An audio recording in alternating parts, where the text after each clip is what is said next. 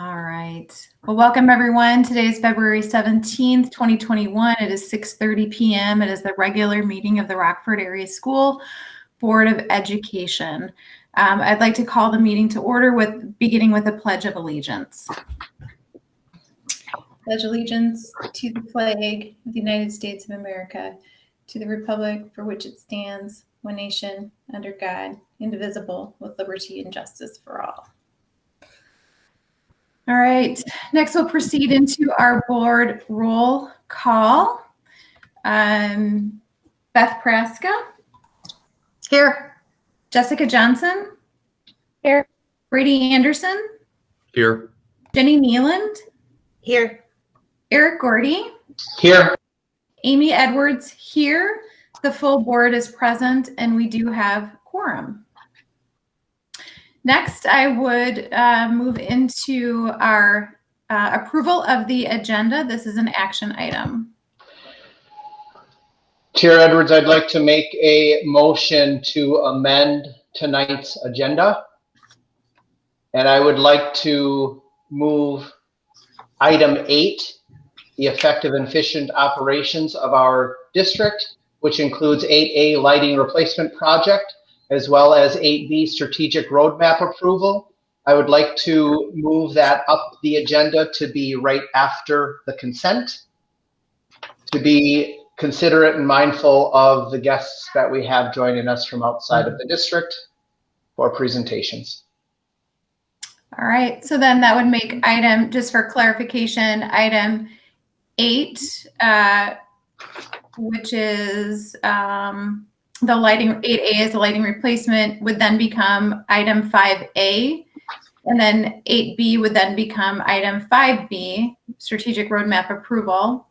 And then all of the other items would follow subsequently thereafter, beginning with high student achievement as 6. Is that accurate? Correct.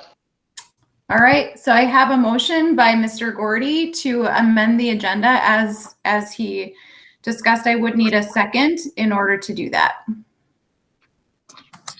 Second, Beth Praska. All right, I have a second from Beth Praska to amend the agenda. I have a first and a second. Any further discussion from the board?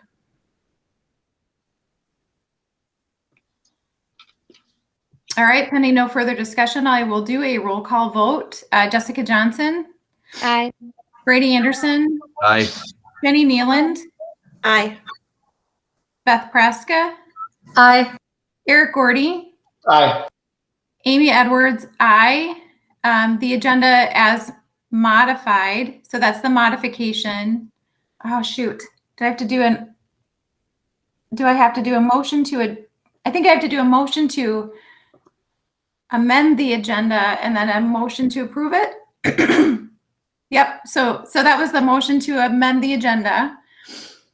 Sorry, parliamentary procedures at its best. And then now we would do then a motion to, I would entertain a motion to accept the agenda as amended. Jenny Nealand, I'll make a motion to accept the accept it as amended, the agenda as amended. Thank you, Jenny. I have a first from Jenny. Do I have a second? Second. I have a second from Brady Anderson. Any further discussion? All right, pending no further discussion, we'll call for a roll call vote. Jessica Johnson. Aye. Beth Praska. Aye. Eric Gordy. Aye. Brady Anderson. Aye. Jenny Nealand. Aye. Amy Edwards. Aye. The amended agenda passes unanimously. So we'll note that for the record. And then Eric is going to have me doing my dance, making sure that I follow the newly amended agenda. All right. Next, we'll go into public comment number 3, section 3, and I will read a brief statement. The Minnesota Governor Tim Walz declared a state of emergency on Friday, March 13th, 2020, and moved to limit the size of public gatherings in response to the COVID-19 virus. Therefore, attendance of the public at this meeting would not be feasible due to the emergency declaration pursuant to state statute. We do ask the public to please submit public comments via the online form and process that we have put in place, and request that that occurs at least 3 hours prior to the meeting. In the board agenda, we have also added the link to the form that is also posted on our website. I did receive an email from our executive assistant and delegated clerk for the board, and was notified that there are no comments this evening to read. So thank you, Kathy, for that note. Appreciate that. All right. Next, we will go into our consent agenda, item number 4. I would take a motion regarding tonight's consent agenda. Eric Gordy, I make a motion to approve the consent agenda as presented. I have a first from Eric Gordy. Do I have a second? Beth Praska, second. I have a second by Beth Praska. Any further discussion regarding the consent agenda this evening?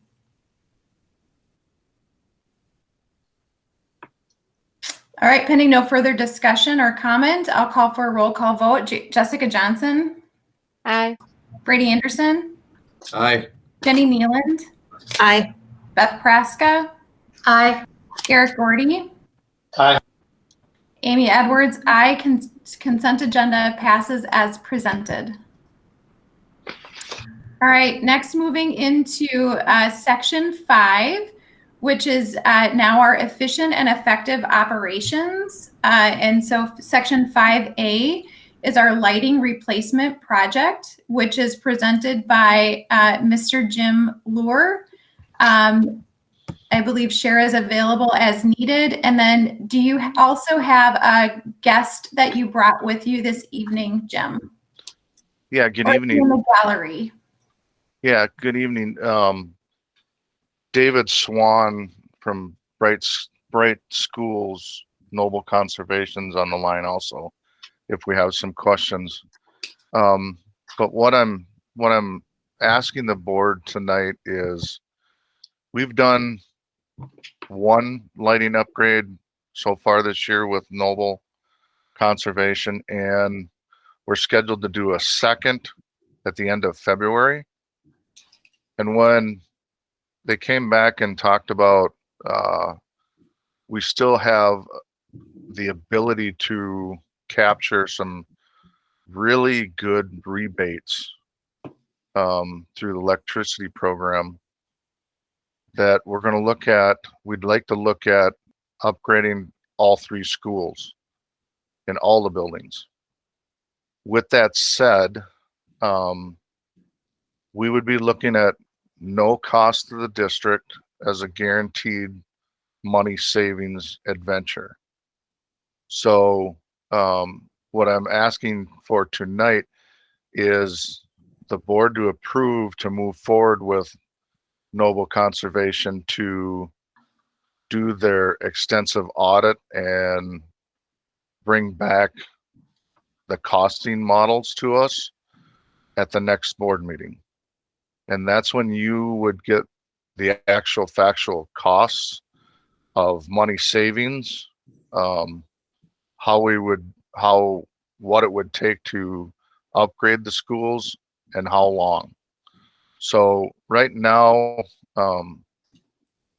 tonight, I'm just asking for approval to move forward with the investigation part of it.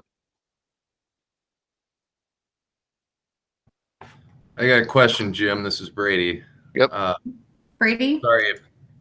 Is it okay to ask questions? Yes. Chair Edwards? All right. So make sure I'm following the rules here. So I'm looking at I've looked over the details document, the lighting project details document that you supplied in the board book. Is this just an estimate that needs to be reworked, or because it sounds like what you're saying is, can we move forward getting, official final costs for what it takes to do all 3 buildings?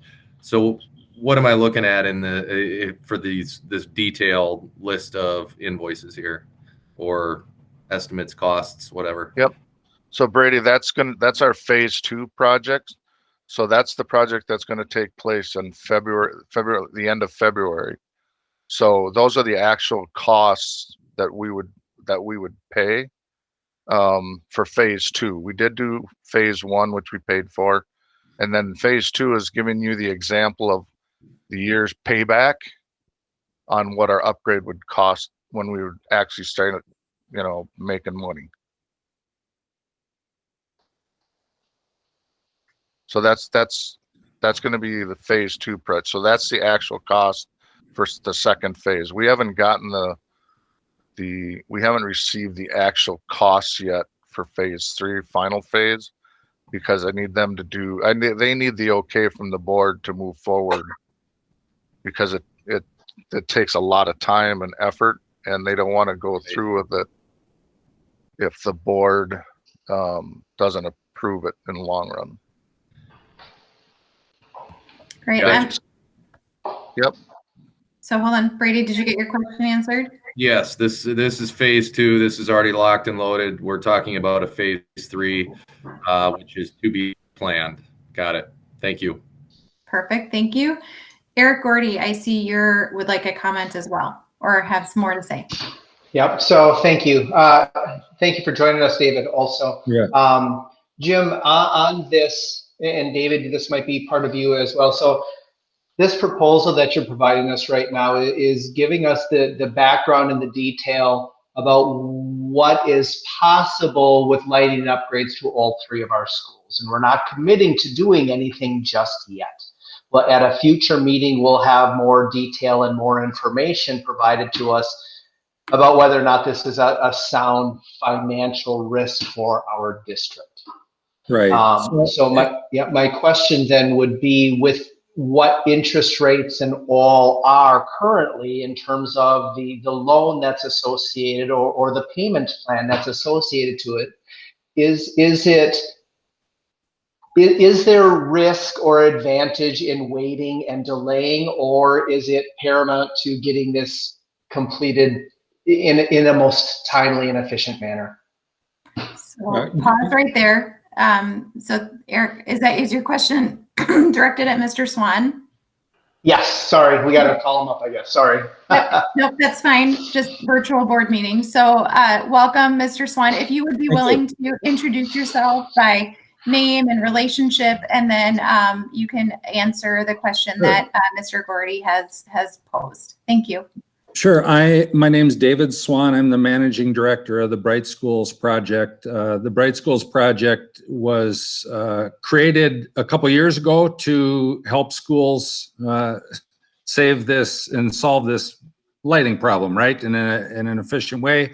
We are partnered in basically the same organization with Noble Conservation out of Anoka, who's been in business about 12 years. So this phase 3, which we will call it, it falls under a state statute, which the technical name is a Guaranteed Energy Savings Program. Some people call it Guaranteed Energy Savings Contracts, but it's really a GESP. So today's meeting, and these are very rigid, the statute is very, very rigid. So today's meeting satisfies half of the statute, and that is, the first part is just a selection of a provider, which we are hoping is to be us. So there's no commitment here. It is just saying we are going to select a provider, and then the second phase, which hopefully can happen very quickly, is we will present our findings, the payback, the dynamics, what exactly is going to happen in the transformation of your building, and then you decide whether you want to go forward. So part of the Guaranteed Energy Savings Program by state statute is that we have to stand behind what we are saying. So we, in essence, are guaranteeing to the Rockford School District that this project is not going to go cash flow negative. So that is our guarantee. And we've done, just for some background, just in the last, I wrote these down so I wouldn't forget them. In the last 6 months, we have done guaranteed energy savings programs Matamidi, Medford, TCU, NEC, Cleveland, Waconia, and Orono. So, I mean, we have done quite, and last year we did a total of 50 schools throughout the state. So I'm 93% confident we are going to be able to come to you with a cash flow positive offer. If not, then by state statute, we can't do the project. So that's really what we're looking at now. And Jim touched on the rebates and what happened. XL didn't have a triennium contract with the state. So there was a lot of interesting stuff going on last year. And they threw forward this bonus rebate program in order to inspire people to do LED. And I think a lot of that was they wanted as much rebates as possible to go to the state and say, look at what we have done.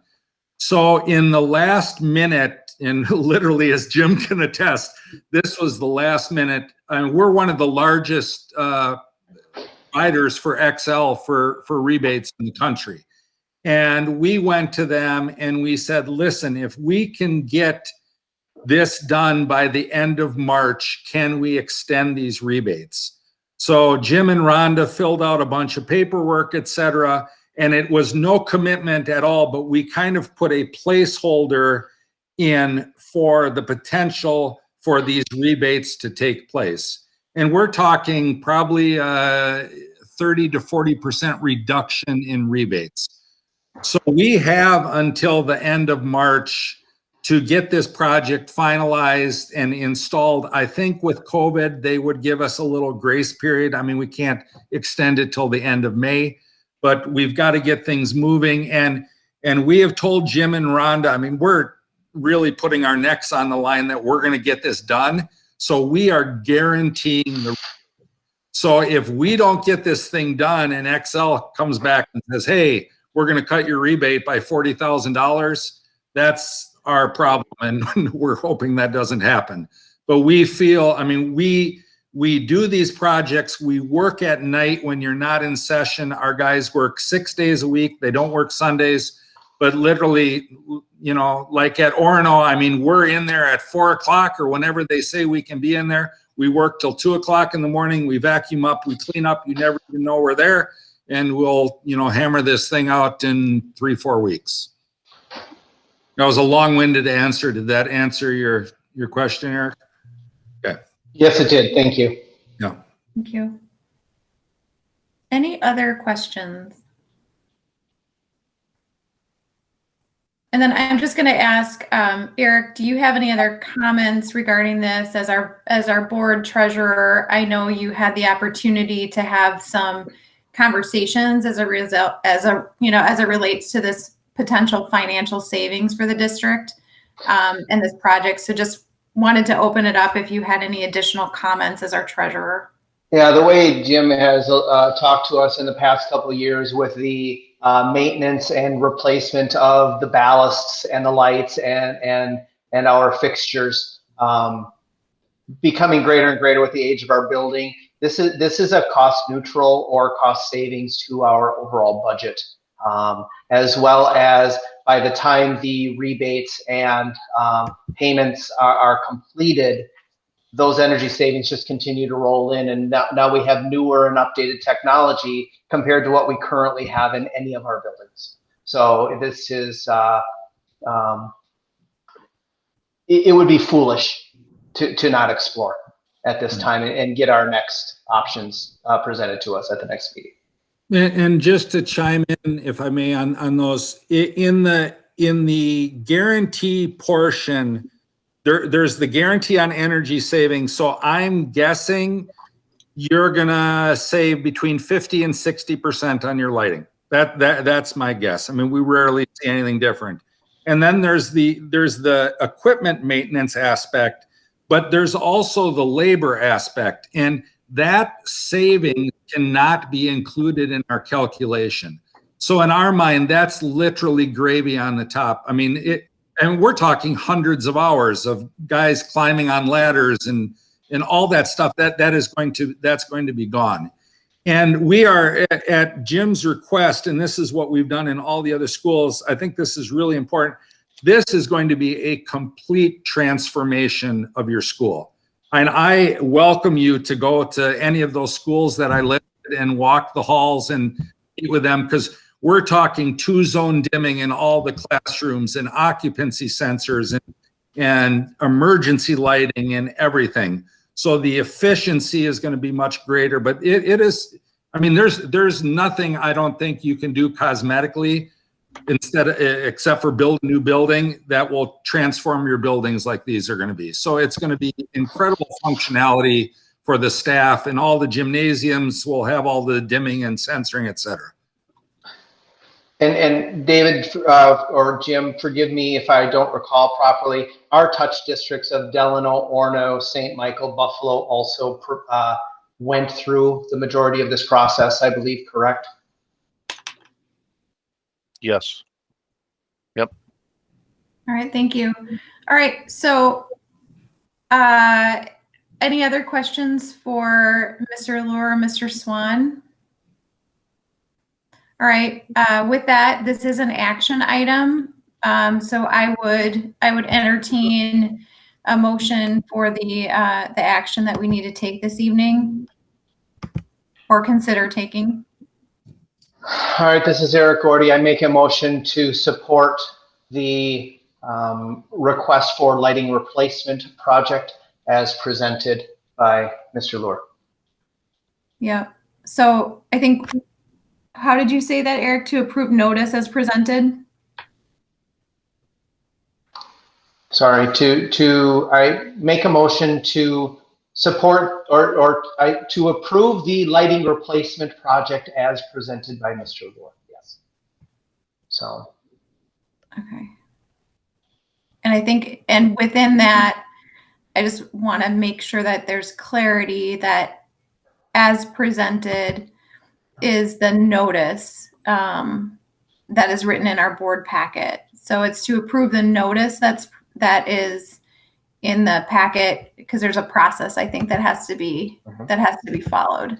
So just to ensure that the board knows that is what Mr. Gordy is saying, is to approve this process as presented in the packet as well, correct? Yes. All right, thank you. So I have a first, do I have a second? I'll second. Jessica. Second from Jessica Johnson. I have a first and a second. Any further discussion or comment? All right, pending no further discussion or comment. Brady Anderson, Aye. Beth Praska, Aye. Jenny Nealand, Aye. Jessica Johnson, Aye. Eric Gordy, Aye. Amy Edwards, aye. The motion carries, and the intent then is that we would potentially bring this back to our February 26th special board meeting via teleconference. Again, that is the current plan. I'm just saying that out loud for the record. And if you've been very, very kind to listen to my rambling, but just so you all know, I will send Rhonda, I have approval from Orono. So I will send a copy of the contract. It's just all templated, the numbers are going to change a little, but so you can read through, if you want to, the logistics of all this and the lease agreement, et cetera, through the leasing partner that we use. So you guys can, to give this to an attorney or whatever, it will be the same exact stuff except different buildings and different numbers. And I'll get that tomorrow to Rhonda. Great. All right. Well, thank you, Mr. Swan, and thank you, Mr. Lohr. Have a good rest of your evening. And Chair Edwards, Yes. do I need to request to get on the work session on February 26th, or is that Superintendent already? Dean will help.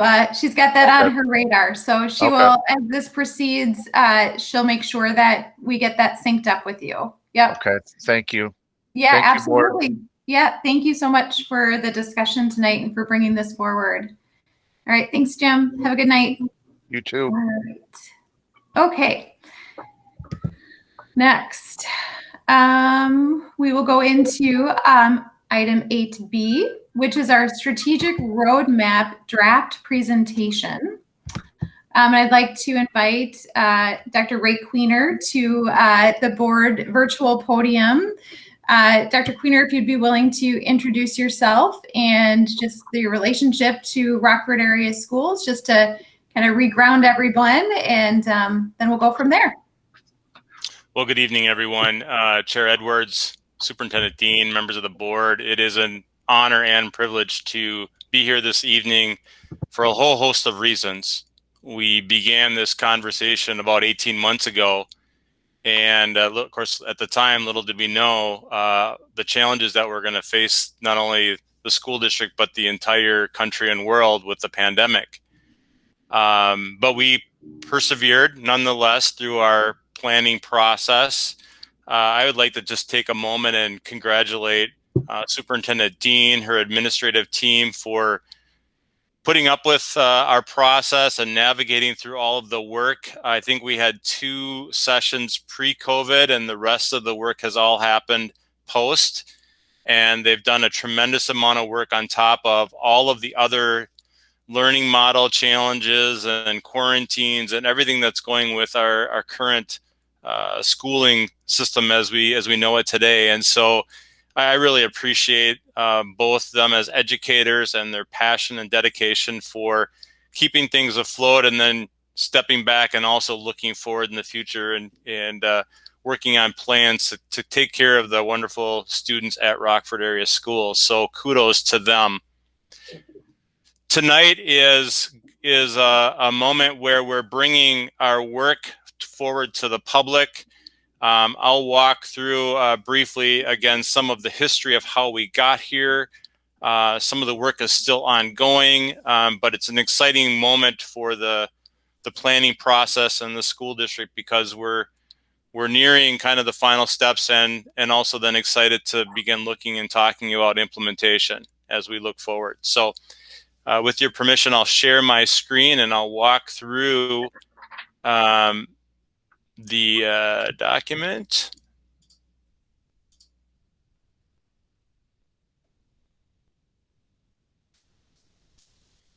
Can I get a thumbs up that you're seeing it? Okay, thank you. So on the screen, board members, you're seeing again the cover page to our strategic roadmap. I thought it would be helpful just to take a moment and navigate our process. So we began talking actually about our classroom to boardroom strategic planning process September of 2019. And we did embark upon some of this work in February and March. We did the story wall, which is a life cycle history of the school district based on the knowledge of the people that are in the room. We talked about an environmental scan, and that's a current day context and reality of what exists. And then we started shifting gears when we resumed the planning. Once school, all the educators and everyone got school online, we started talking about the desired daily experiences. And so we did some survey work. We had some focus group with students. And I also want to take a moment, if the students that I had the chance to work with are an indicator of the work that you're doing at Rockford area schools, again, kudos to a tremendous system. They were bright, they were articulate, they were very engaged and offered great insight, which you will see that really helps inform the plan. So to get that depth from students is, that's not always easy, but they did a nice job. After we did the desired daily experience, we moved in with the team and said, once we have that experience, how are we going to measure it? You'll notice in this planning process, so far, I have not talked about an initiative. I've not talked about a project. I've not talked about any new work. This design is literally to start from the ground up, figure out what that experience is, how are we going to measure it, and then when you move up into E, that was our last step of the process with the team. That's where we say, as educational professionals, how will we deliver that experience for students, for families, and for staff? And so we mapped out not only ideas for future work, but also a revisit of what current initiatives are in play. Where are they at in terms of their status? So as we move forward, we will finish, the district will finish the work that has been started before we add on new initiatives. So the team worked on that.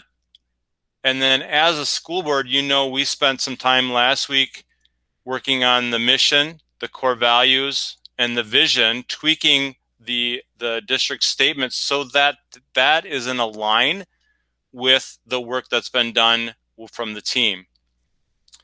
And then our final few steps is, number one, the board will act on the strategic roadmap that I'll show you in a few moments. The board will also develop a 3-year work plan. So what is the work of the school board over the next 3 years to pave the way for this plan to be implemented? And then lastly, we will spend some time talking about structures, processes, and again, making sure the board is cognizant of the plan and prepared to move it forward, removing as many barriers and obstacles as possible. So that is our classroom to boardroom process. It's much different than traditional strategic planning. You heard me say that back in September.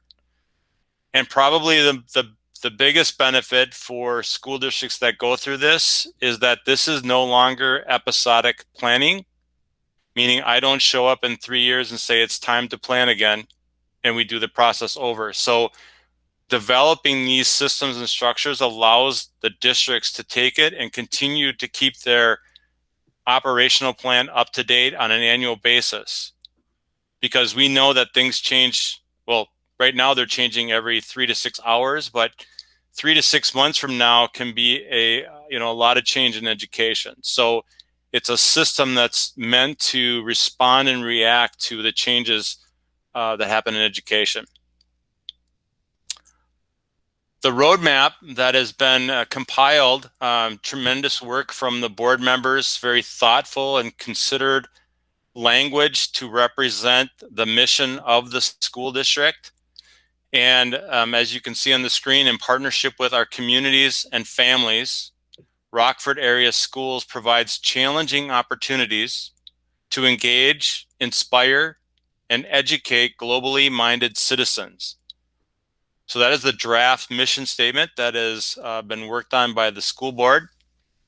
Core values, again, for those listening and unable to view: excellence, to be our best, expect our best, to be inspired daily, become the very best we can. Students first, a safe, healthy environment to challenge, engage, and inspire all students. Community, it's about all of us all the time. Integrity, align actions and words with values and beliefs while respecting differences. Stewardship, care and responsibility with our resources, including natural and social environments. And student experience, all students have access to engage in a rich arts and academics environment and an abundance of extracurricular opportunities. So those are the draft core values. The vision statement that was worked on by the school board reads as follows: Rockford area schools provides a supportive, rigorous, and relevant learning culture, producing courageous learners prepared to enter a global society.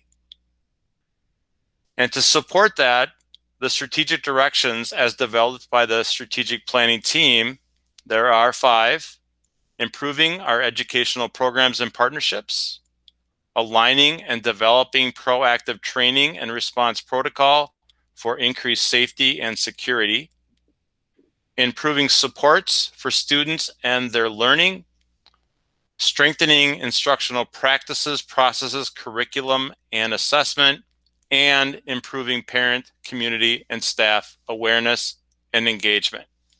So I know the board can see, but for the listening public, I wanted to read them so they were able to hear them. Also included in the document is the desired daily experiences. Again, these are written in the language from the students, the families, and the staff that shared information with us. The team worked on compiling those experiences. That is what the district will deliver. And then the district theory of action is the beliefs, practices, and protocols that need to be in place to deliver the mission, to deliver the vision through the mission and core values.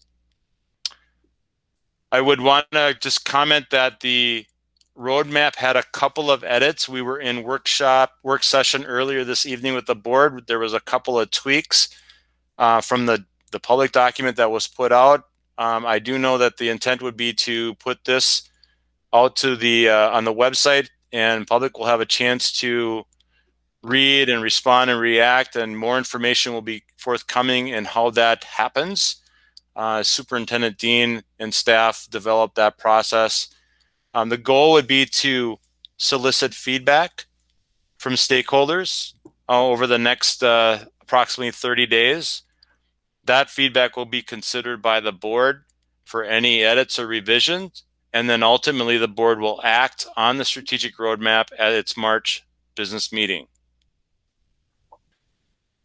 It doesn't feel like that's enough to say for 18 months of work, but again, it was truly an honor and a pleasure to work with the district.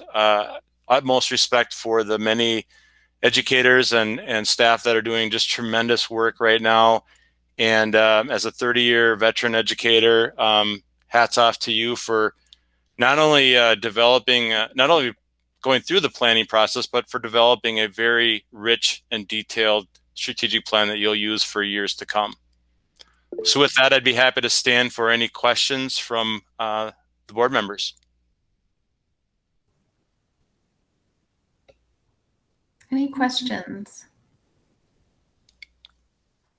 or comments about the process? Jessica. Mm-hmm. I just want to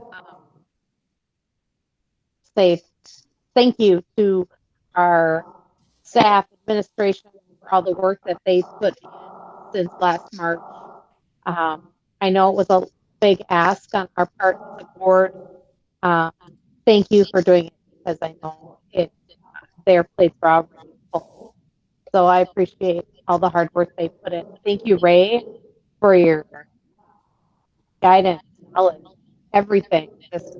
It's exciting as we read it and feel it, and that's what we've wanted for so long. So thank you.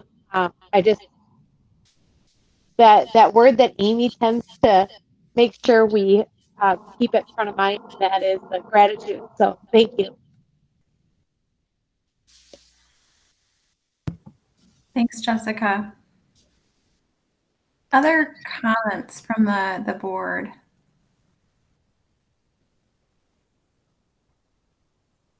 No. Yeah, I'll just, yeah. Mr. Yeah, one thing. So this is our first read, correct? This Correct. is of our vision, mission, and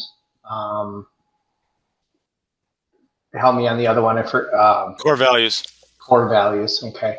So still opportunity for feedback and conversations for people. So just wanted to make sure that that was out and people were aware that we can still have discourse with this. Yeah, thanks for underlining that, Mr. Gordy. And I think that the plan is that Superintendent Dean and Dr. Queener will think through how that might look and make that known in the coming days so that we have enough time to garner that feedback. Great. Superintendent Dean. Yes. Ray, thank you for acknowledging the work of the administrative team, because you're right. It was a heavy lift for us.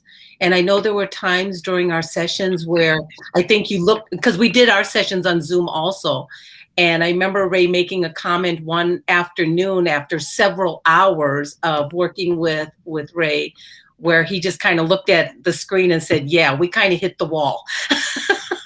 But the administrative team did a rock star job at leaning into the process and really engaging in this all important discussion over the past 10 months in the midst of COVID, in the midst of things of our environment changing almost daily.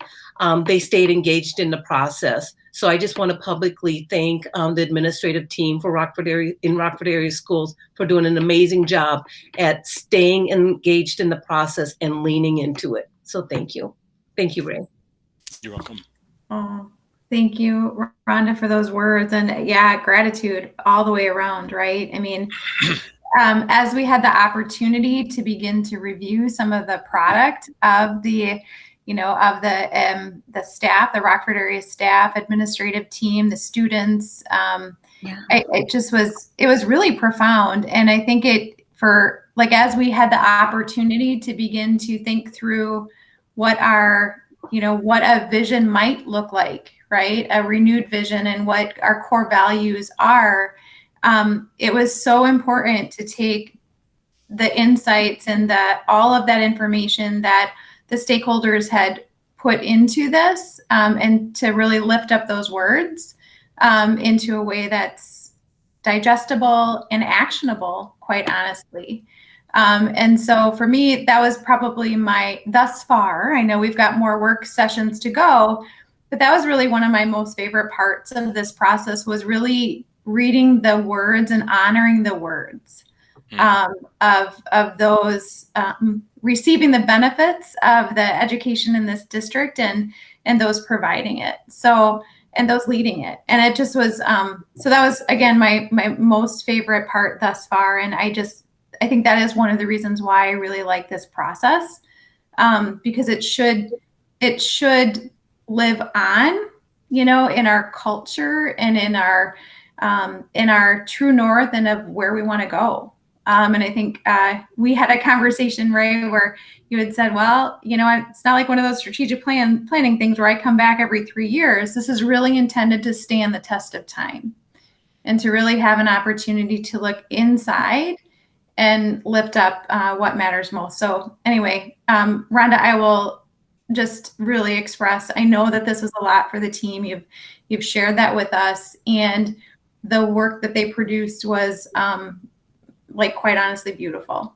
And it just is great. So hopefully the goal is everyone should see themselves in the end product. So again, I look forward to the next few weeks as people have a chance to kind of digest and ruminate, over these statements and go from there. So thanks so much. This isn't an action tonight because it's just a first read. So we'll make sure that the most updated version from our work session is posted in our board book and all of that. And then we'll leave it up to Rhonda and Ray to determine the feedback mechanism and go from there. Is there anything else that we need to discuss as it relates to this topic this evening? Hearing none, I'll just say thank you then. Thank you, and we'll see you at our next work session with you. Sounds good. Thanks. Thank you. All right. I'm going back to, I have to just pull up my agenda. Sorry, guys. I know we're going back to modified item 5. So it's actually item 6, which is our principals report. We are at our high school principals update. If you recall, we have a rotation of all of our principals, and this is our highlight on our high school environment. So with that, I'll call upon Principal Menard.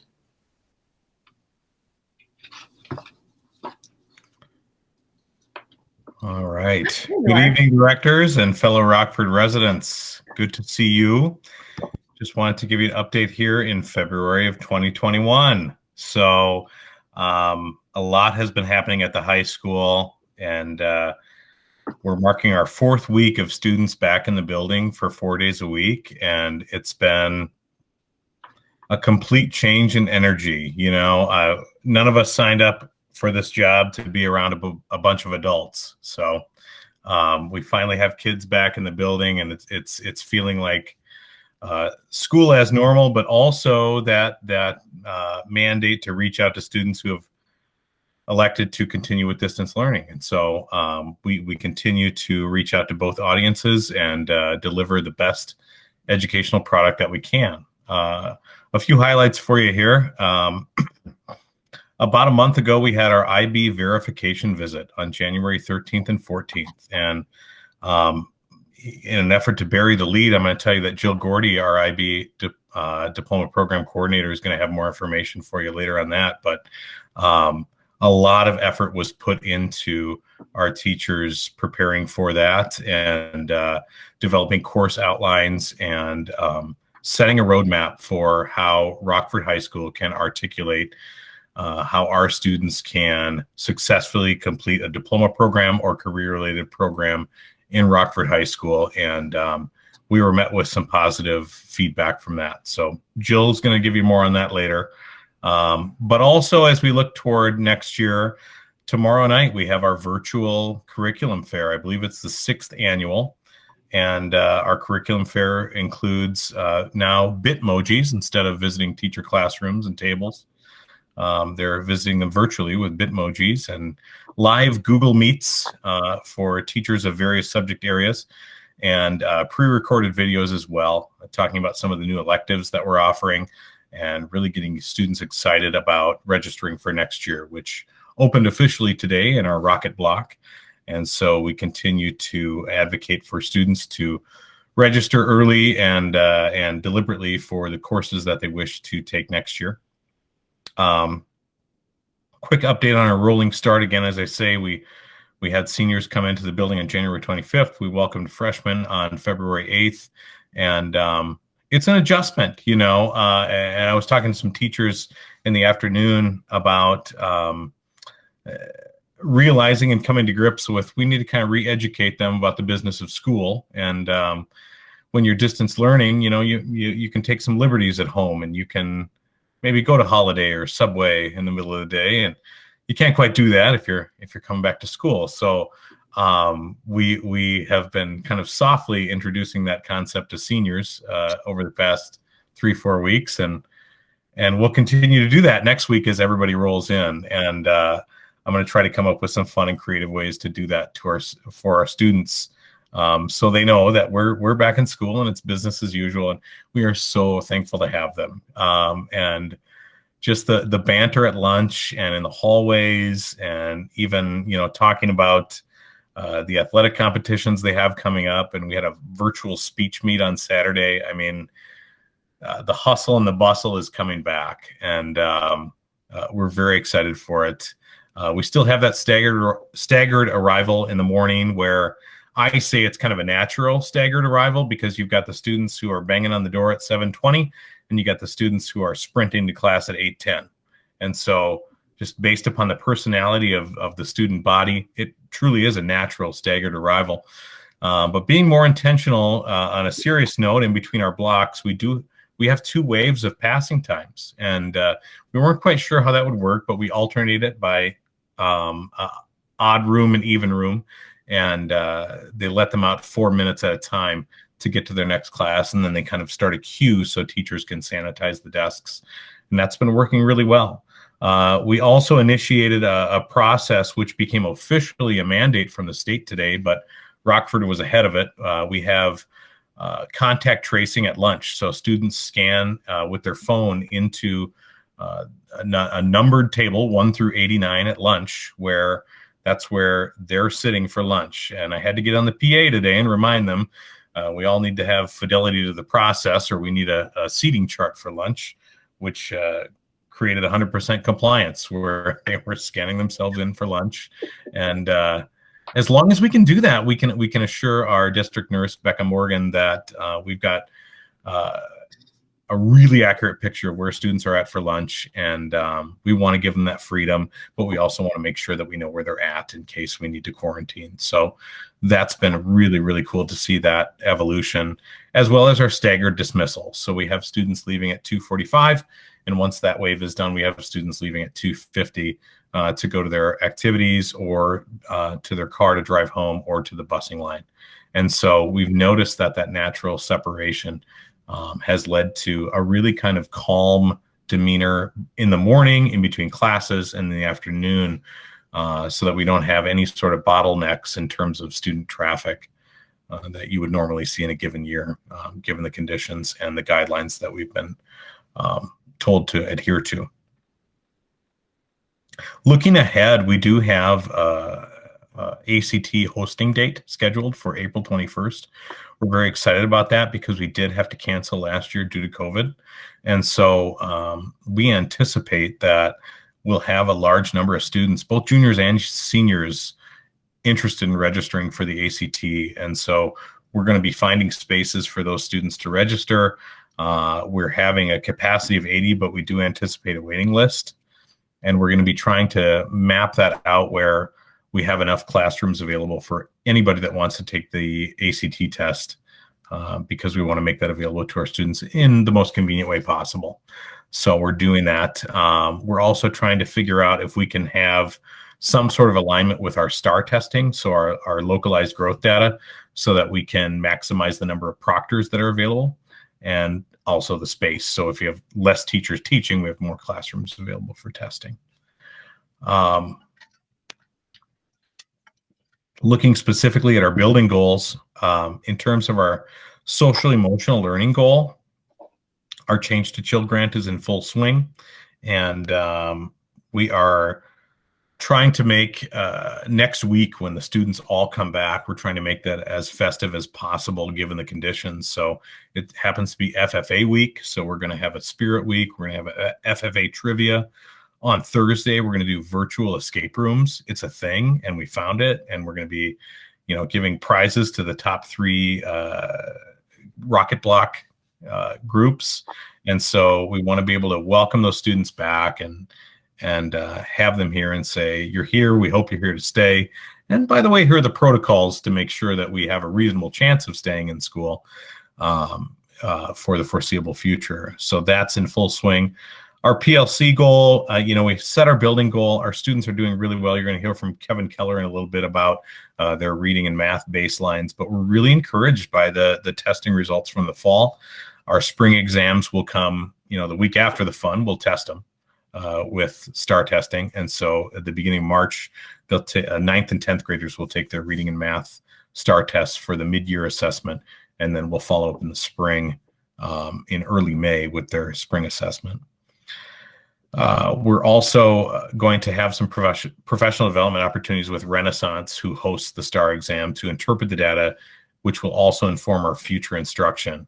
I want to also say, one of my goals, coming in from mostly a non-public school lens, was to really dive deep and understand PLC and QComp and how that relates to one another in this district, and how we can make that most meaningful for the direction of the school. And so I want you to know that we have very intentional meetings.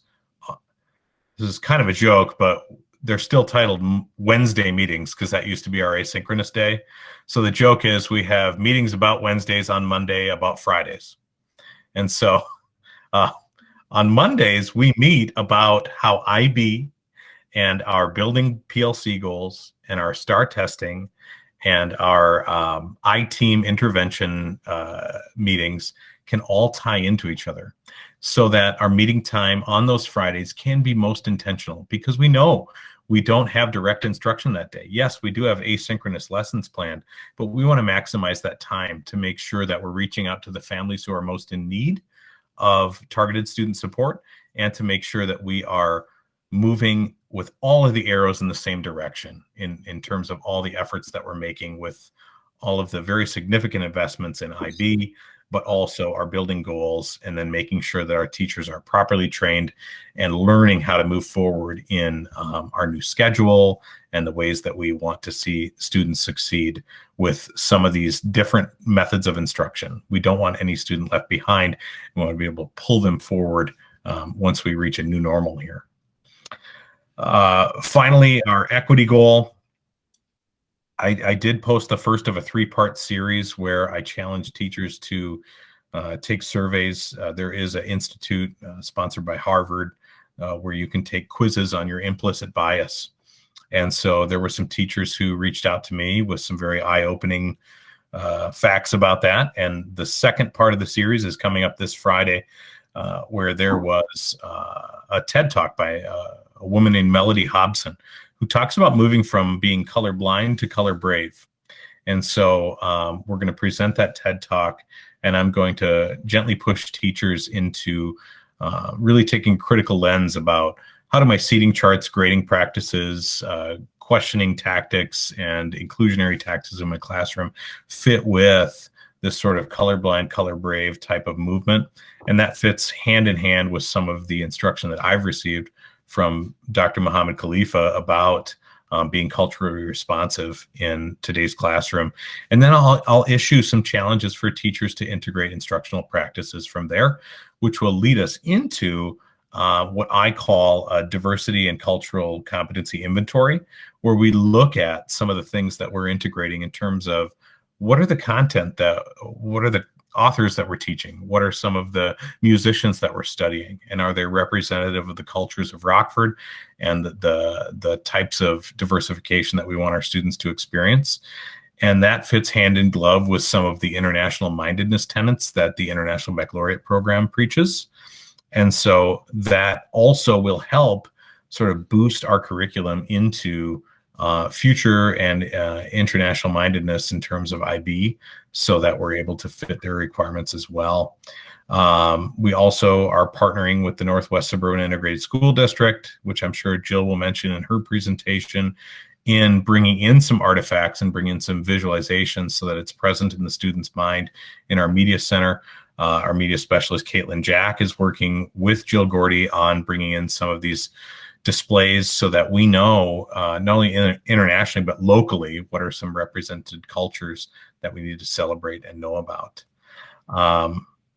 Future findings in terms of our IB goal, we help to prepare and host the verification visit in January. We've reviewed their findings, and we have developed a plan for our grant that integrates much of what Dr. Queener talked about with the school district's plan for Rockford area schools, and we're responding to the matters to be addressed from our verification visit in terms of preparing for those next steps. And so we're excited to hear Jill's news coming up soon, but also I want to assure you that we're going to be very intentional in tying that into what our strategic goals are for the district, so we're not going rogue or it's not competing interests, but it's also common timeline, common interest, but also moving the high school forward in a direction that supports IB, as well as that 9th through 12th grade pinnacle experience of the Rockford area school district student.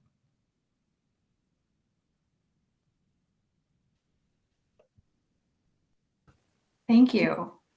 Great update. I'm just going to look across the board and ask anyone have any questions for Mr. Menard?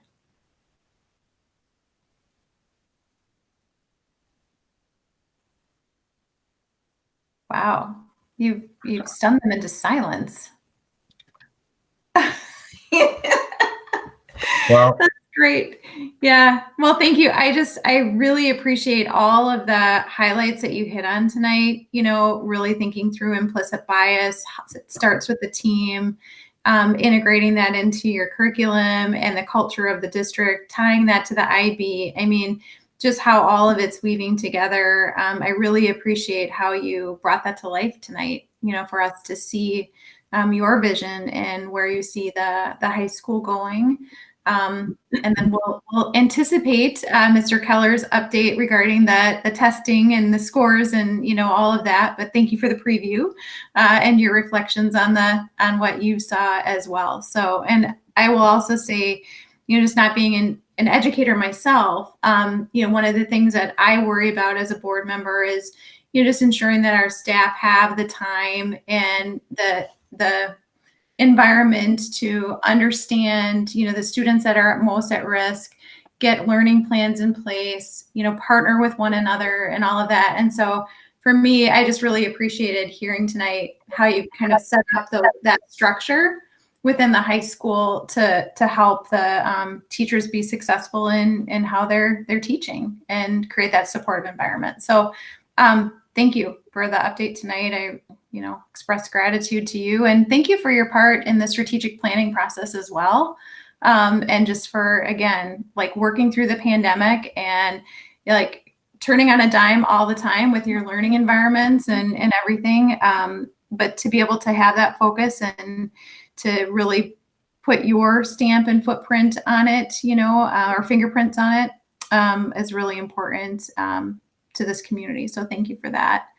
And then finally, so awesome to hear that the welcoming back of our students in the high school is going as well as you described.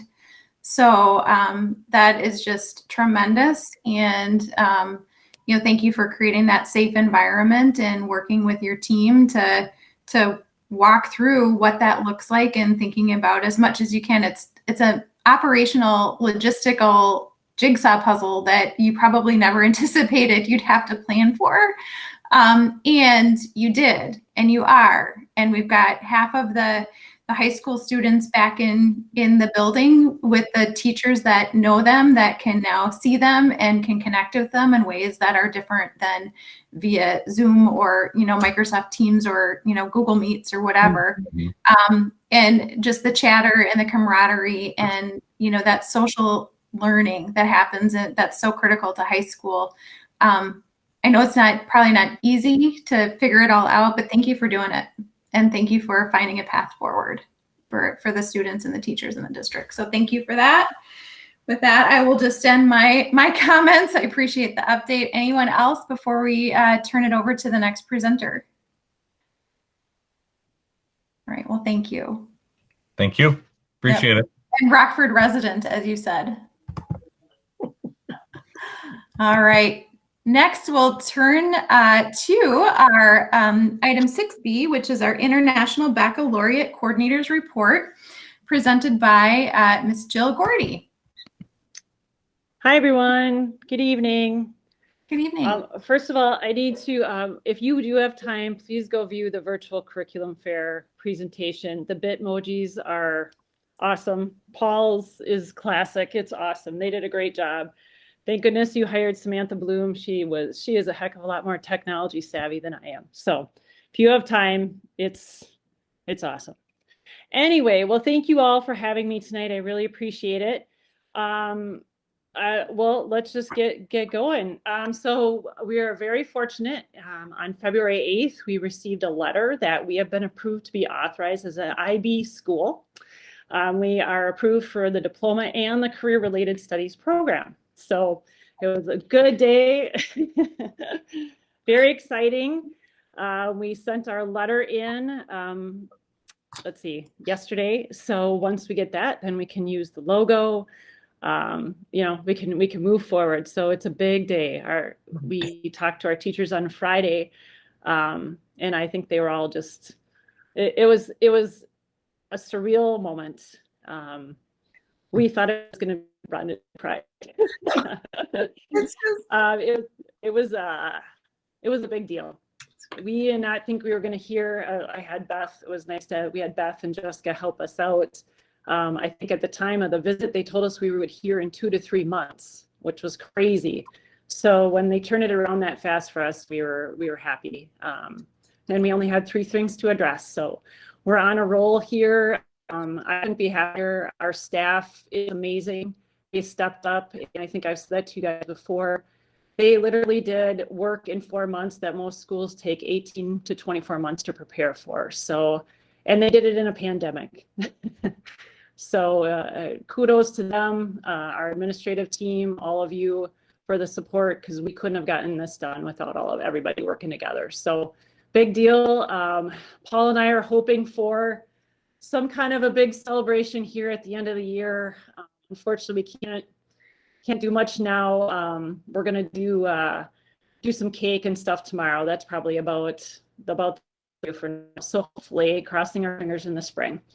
So what that means, next steps is, of course, we want to market this. So we're working with Media Minefield to do a big splash. So we're hoping they can help us get stuff out to the press, and then also we'll use that then to push it out to our community members and parents on social media. So that's a big deal for us. That's a really big deal. So before I move on, any questions for me about the process or anything that I can answer for you about the visit? Rhonda. You can't call me. Amy does. Oh, Yeah. sorry. So first I'm gonna, Superintendent, it's okay. Superintendent Dean, do you have a comment to add? And then I think Beth has a question or a comment after you. No, I just was going to acknowledge all the work Jill's done. I mean, she stepped into this role and just took it by the reins. And she's being kind by saying, you know, and the teachers have leaned into this work and worked really hard. But really, it was Jill who kind of herded everyone up.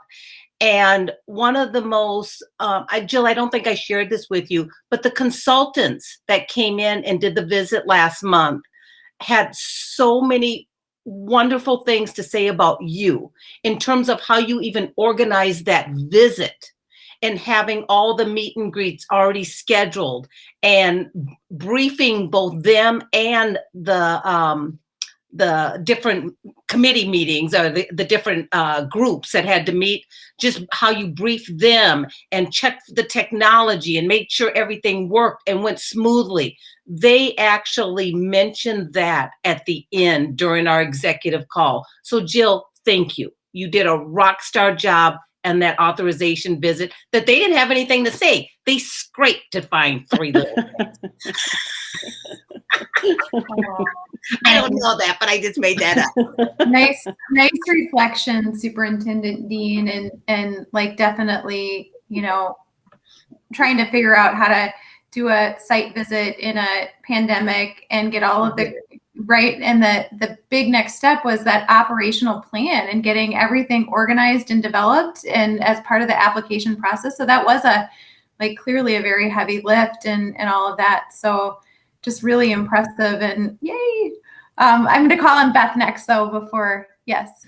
I just want to add what Rhonda said, and I know what a lift it was for you, Jill, and I felt so privileged to be involved in the process.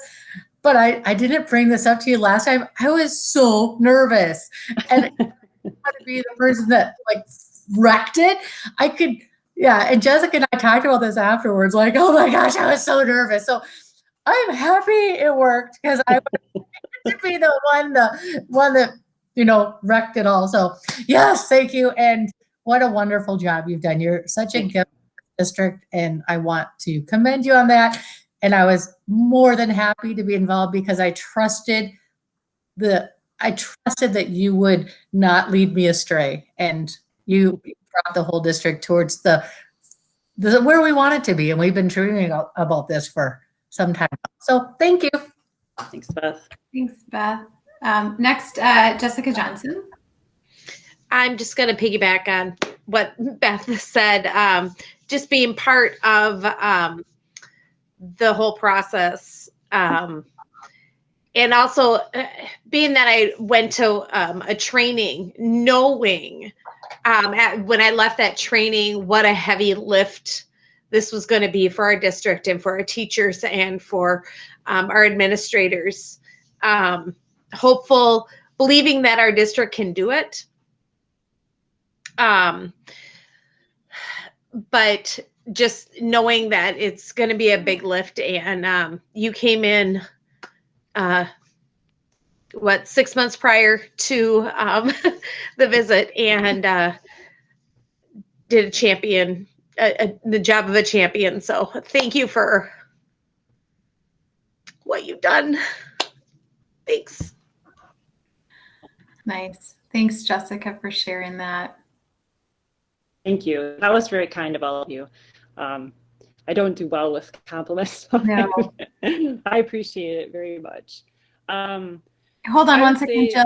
Can I sorry, add one thing? Brady wrote a comment. Sometimes his bandwidth isn't perfect, so I'm just going to read it for the record. Congrats to the IB team. Such an important accomplishment for our district. Thank you. That's from Brady. Yep.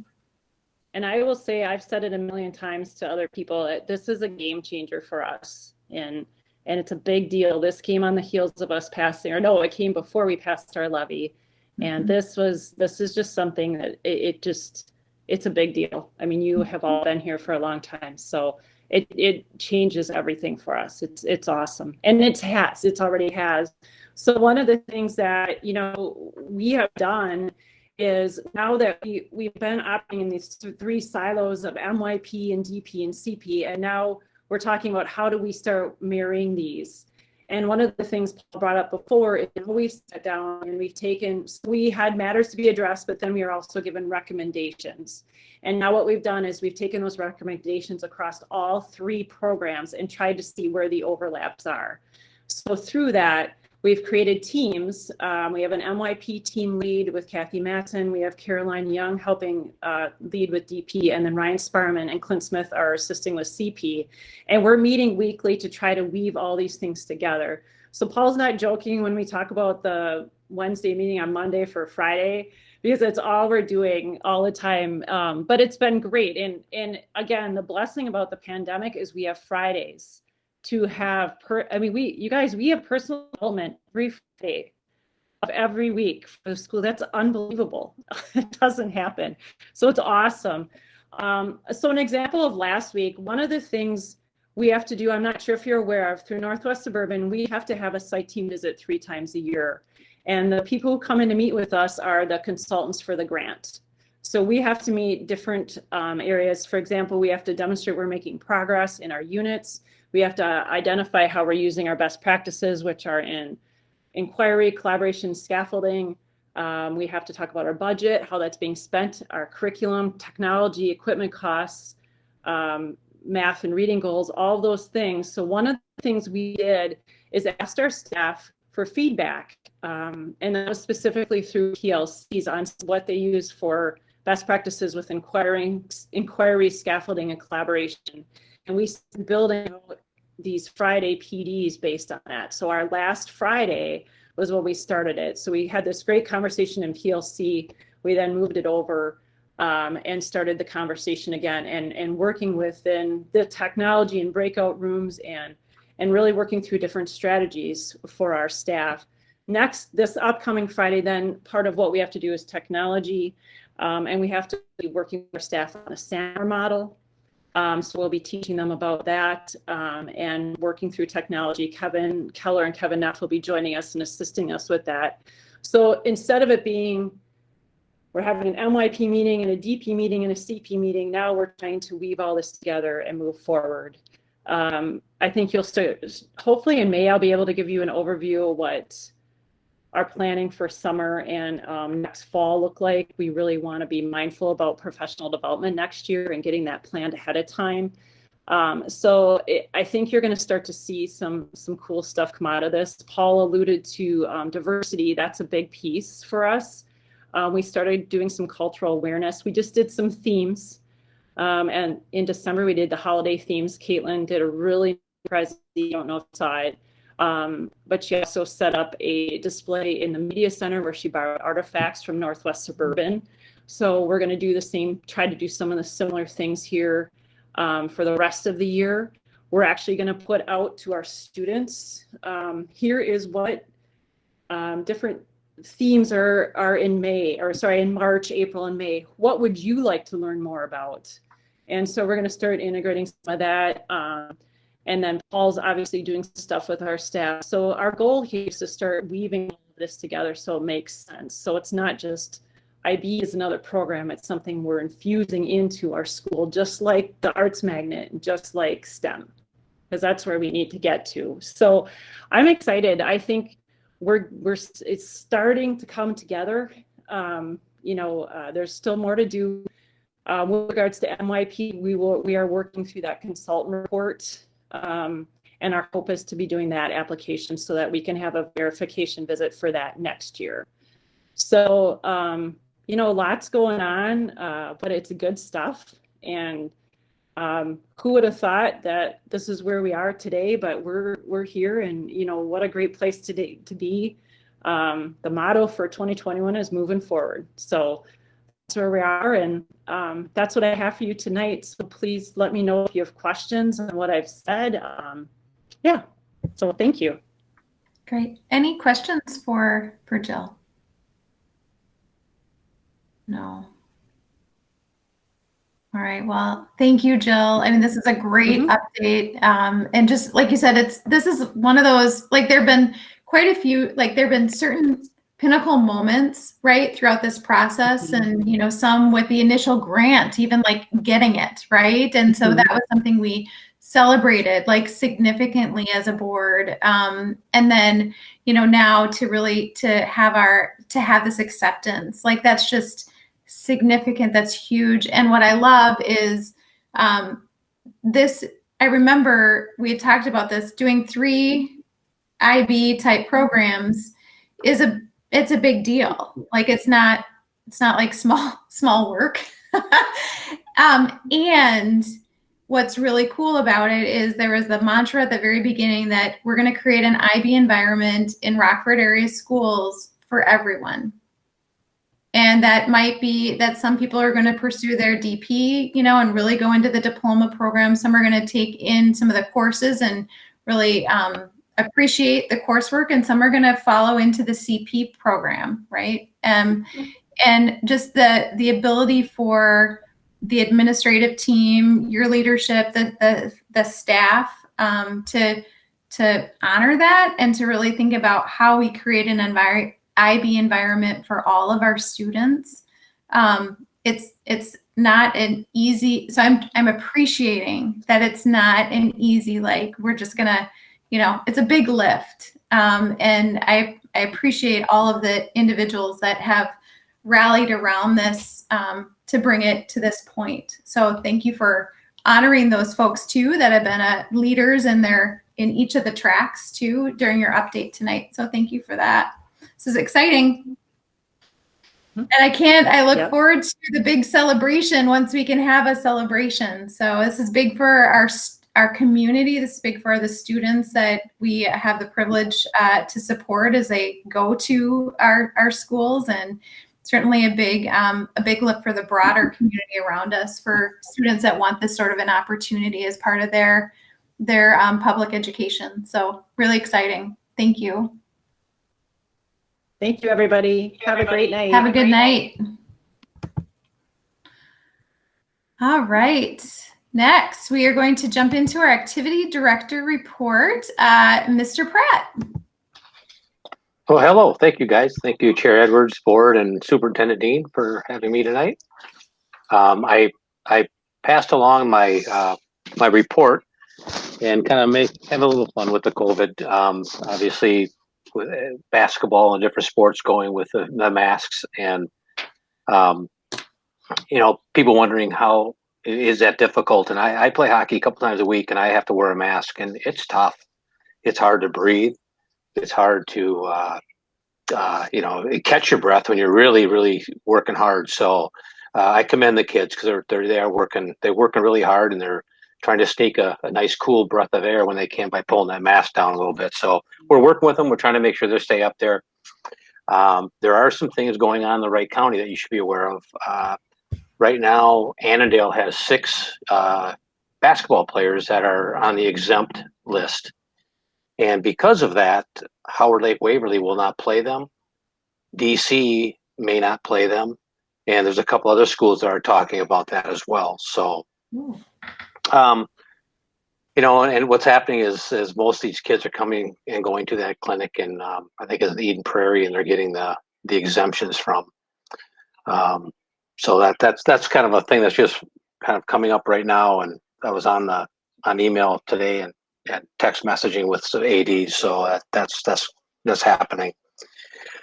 Just kind of fill you in, you know, the 3 young ladies that are playing hockey over in Delano, they're doing a great job. Mackenzie Perry is on the varsity team, and so that's really exciting. Some of you, I'm sure, are aware that Marty Johnson resigned, and Ryan Martin took over the girls basketball program, and he's done a really nice job with them, working hard. You know, a lot of girls back from last year, actually everyone back from last year, and they've really worked hard at trying to cut down the drama and really have a good season.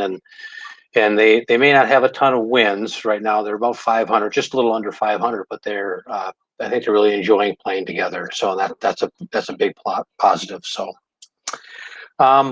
we have our varsity gymnastic team is on lockdown right now for a couple weeks.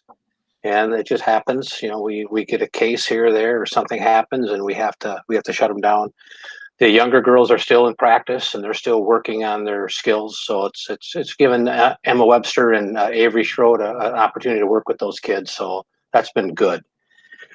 The dance team was kind of fun. We actually hosted the Wright County Jazz competition this year, and our team wasn't in the jazz, so the girls were all there to help run the meet, and it was a lot of fun. The dancers and their parents, and they did all the disinfecting, and they had everything organized and scheduled, and I was just kind of there. It was great. I mean, because I had never been to a dance competition like that, and they just did a wonderful job, and really made our district look really nice by how organized it was, and that's exactly what the judges said. Real quick, wrestling is back, and I guess Eric Gordy could talk more about that later on in his time. Just kidding, Eric. You know, they're going to meets, and a lot of teams are scheduling Rockford right now as like we have a whole team. We're not a complete whole team. We have a lot of young wrestlers. So, you know, at our home meet, they have a tendency to get beat. The scores are pretty lopsided, but the opportunities are there for the kids to wrestle, and it's a way to get better. It's just to be able to do that. Kind of exciting. I want to talk about the AAA this year. The 2021 AAA winners this year were Sydney Boyd and Kyle Thomas. Kind of different again with the COVID. We didn't have a banquet that we normally have, so it was more of a virtual gathering. And then the committee looked at the resumes and then moved them on to the district and so forth. So those two represented Rockford very well, did a nice job. It's unfortunate because I think both of them would have probably done a little better had they been able to give that speech, that heartfelt speech in front of the people. That's always a good thing. A lot of people are talking about the governor's new increase in fans from 150 to 250. Does not affect us. Our gym is small. We have to take off half the stands in order to get people in and to meet those guidelines still. So what happened was they went from 150 to 250, but we still have to meet the 6-foot guidelines. We still got to do all that. We're still under 120 fans for our gym. So what we've had to do is during basketball games, the C squad plays at 4:15. They play. We clean out the stands so that the varsity and JV and varsity can come in, and so we have room for everybody. The conference did switch back to 2 tickets per participant. So the unfortunate thing is some schools, it's not unfortunate, it's fortunate for them. Some schools are opening up their ticket base the day of the game to meet that 150 or 250 if their gyms are big enough.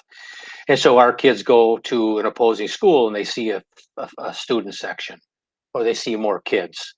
And it is kind of what it is. We can only have basically 2 per participant, and we just don't have the room to put them anywhere else. So other than that, you know, things are going pretty well. I think the kids are working hard. The people are working hard. It's just a different time. Things keep changing. Every time we think we have it all figured out, things keep changing. I guess a couple things that have been real positives are the online ticketing. That whole thing has been a very big positive, and I will not go back to cash at the door. It is so nice to not have to worry about that. And I think people are getting the hang of it. And the other thing is we haven't printed a program all year. It's all QR codes. And so, again, saving paper. And, you know, people seem to like it. They come out, they scan it, and they go in, they got the program. So, you know, a couple of things that I think in the long run will save us a lot of money, and, you know, a little green too. So any questions? Did I leave anything out? I don't think so. No, I think if I could add one more thing, thanks for this update, and thanks for recognizing all of the winter activities, right? Because there's many of them, and you know, obviously with the hockey program too that we have with Delano. So it's nice to hear kind of all of the encompassing and building our wrestling program and our standard basketball, and I mean it's in our gymnastics program. It's cool, and again, reflecting on our conversation we had earlier this meeting about our strategic vision and what we value. Hearing your update now every third time, continues to reinforce the importance of extracurricular and all of the different opportunities that kids in our district have. You know, whether it's through, I know you've in previous times you said, well, I've worked hard to try to figure out this co-op or this thing, and, you know, just to make things work for the kids to do what they want to do and what will continue to help developing them into a well-rounded, you know, student. So thank you for that, because I think you have definitely taken that approach in many different ways. One of the things that I will also just add to your update, because you didn't say it, but just being a parent of, you know, of kids that are involved in activities in Rockford, the online streaming has been awesome for family members that can't get a ticket. And I think community members that can't get a ticket that want to be, because again, reflecting on our strategic plan, we're community, right? So the gym is usually packed, right? Because that's what we do on Friday nights or otherwise. And so having the ability for people to stream in has been really helpful, especially during this time of the pandemic when we're so disconnected to one another, creating that and really, you know, making it so for our, you know, our community and our extended families. I think that's a big deal. So thank you for that too. You didn't mention it, so I wanted to call it out. And I hear a lot of positive comments about it's so nice to be able to jump on the YouTube and watch whatever they want to watch. Yeah, that gym camera we have is very good. Mm-hmm. We got lucky we did that a year ahead of time. Yep. The other stuff, you know, we're having to Facebook Live gymnastics, because if you think of a gymnastic meet, you have two teams going on two different events at the same time. And so we have two iPads, you know, one on each, following each team to different apparatus. And then we run into a little bit of problems because they play music and then we don't have the rights to that music. So then they want to mute us or shut us off. And we're learning a lot about live streaming. But John Engel did tell me that we're very close to 1,000 on YouTube. And if we can get to 1,000, then we can send right to our YouTube page off of an iPad rather than going through a computer. So we're at like 848. So we just need 1,000, and then we can, if people just subscribe to our YouTube page, we doing that is going to be a lot easier for some of the lower level sports. And rather than having to go through Facebook Live, we can go through YouTube with 1,000. Oh. So yeah. So anyway, Okay. little plug. Good. That's good feedback. That's good. Yeah. Thanks. Beth, you had your hand up. I just wanted to say thanks, Dan, for really using technology to make a difficult situation actually more available for everybody. Because sometimes grandma and grandpa don't want to go out in the middle of the night, and now they are in the middle of the winter and they can go. So I feel like you use the pandemic, and instead of limiting it, you use technology to move the district forward. And I really appreciate that. That says a lot about your character and your willingness to, instead of looking at it as a problem, looking at it, what can we do? And that is, I just wanted to commend you on that. Thank you. Well, thank you. So I had a partner in crime. So, you know, Stacy and I have been stumbling through a lot of stuff. So that's working out. So thank you, though. Yeah, you two have really raised the bar. My expectation will be some color commentary along with an analyst to break down the various events while you live stream next. So that's my expectation. I'm sure you've got a lot of high schoolers that would just love to do that. But we are actually talking with working with Paul on that, Menard, about doing that, because there is some software that we can do that, and I think it'd be so cool to have kids actually doing it. Yeah, so, I said that tongue in cheek, but that's awesome. That's it's one of those things, you know, that just it morphs, it just keeps going. The next thing it's like, let's get a class going so these kids can actually do it. Yeah, no, and I'm also just thrilled, like, you know, the mask mandates for like high cardio activities, you know, specifically my kiddo that plays basketball, Amy's kids that play basketball, I know, and any other child involved in a sport that has to wear a mask where there's high cardio impact. It is tough. So I commend our students and I commend the coaches for adapting how they play the game. to accommodate having to deal with masks during the game of play. So, but I'm mostly just thankful that the kids are playing, and getting an opportunity to be a part of it. So great work coordinating everything. Yeah, keep it up. you. Awesome, thank you. Any other comments for Mr. Pratt? That broadcaster track, it seems like that should align really well with our career IB program too. So, I mean, it's all coming together. It's all coming together. Yep. That's exactly what Paul said. He said, Nice. I think that goes pretty well with that. So, yeah, good. It'll be fun. Well, thank you. Thanks for your update tonight, and have a good rest of your evening. Okay, thank you. Yep. Bye-bye. All right, next, item 6D, which is our Director of Teaching and Learning's report. Mr. Keller, welcome. Hey, good evening, Chair Edwards, the board, Superintendent Dean, everybody else who's with us tonight.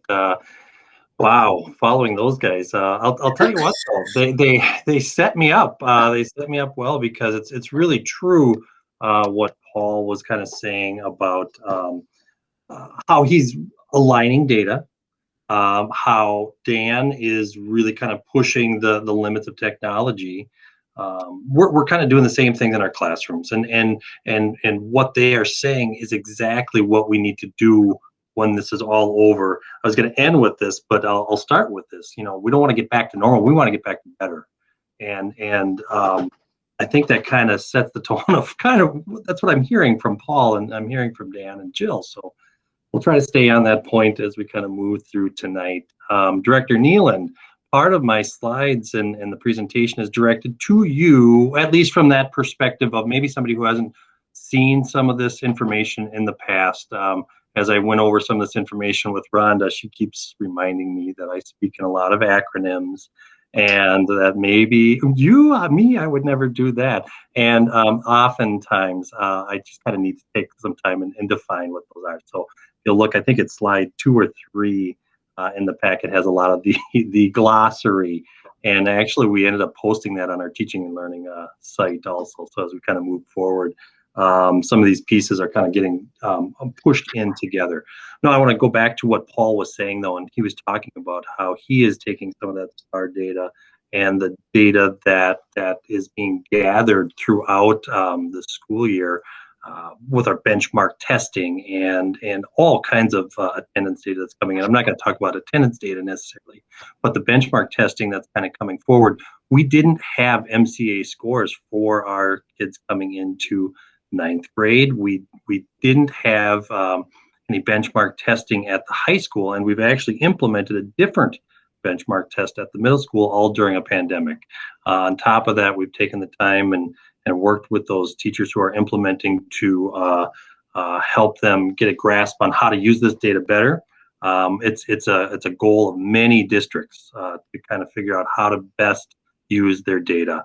It's one of the biggest pieces that many districts struggle with. And as we looked at the benchmark tests this year, both the FAST benchmark and the STAR benchmark tests, we had to make some decisions where we were going to go ahead and actually do some remote testing with some of our kids. I don't know if you know this or not, but we did take our distance learning. We asked some of our distance learning elementary kids to actually come in, and we did some of the FAST testing early on in the year with them at the RCC. We had them kind of come in and work with our distance learning teachers and run them through that process. It's not as standardized of an assessment when you have to try to assess some kids at home.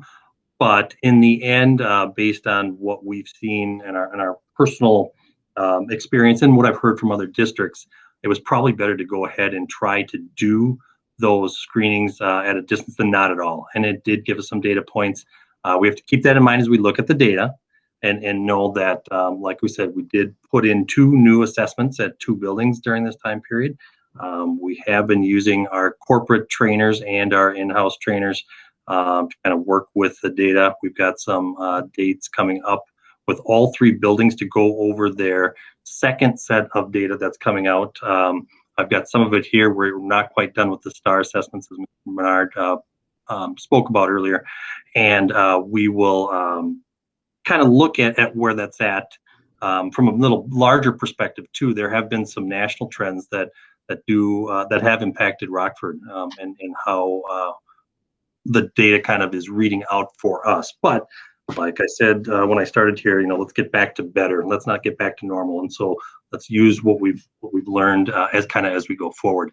The second part of my report, I'm just going to start with that. Actually, I'm going to jump to that. Basically, the state has said there will be no remote MCA testing. There was a lot of discussion over whether or not they were going to allow that. They just flat out said no, you're not going to be allowed to do that. So they've put out this what's called the extenuating circumstances code. We have to code all kids that take assessments at the state level, and there are ways to that in some cases some students don't take the test. With this EXC, the extenuating circumstances code, kids that don't take the test due to any COVID related reason, it doesn't hurt our data from the district perspective. All kids are held harmless all the time anyway, so there's no impact on the district if a parent and a family says no, we don't want to test because we don't feel safe about coming into the school district. And so we have a letter that has been drafted that'll go out to all distance learning families that are impacted by MCA and access testing that need to come in, and we will be sending that out and giving them some options to either just say no, we want to use that extenuating circumstances situation, or I just need more information. If that's the case, I will reach out and talk to that family directly, or yeah, we'll come in. We'll explain to them what the situation is going to be and what that'll look like for them, and we'll do that building by building as we need. So that kind of takes care of that second part of that report. So if you have those slides in front of you, I will go ahead and present a little bit. I'm not going to hit all the slides because, like I said, some of them are glossaries, and I'll hit the key points here as we kind of go forward. Let me take over and present for just a moment.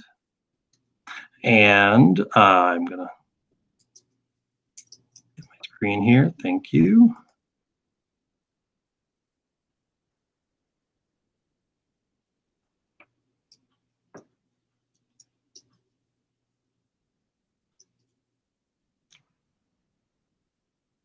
All right, give me a little thumbs up when you can see it. Here we go, we're starting. And again, unfortunately, I can't really see you as I present. So if you've got a question, feel free to jump in and let me know what you need.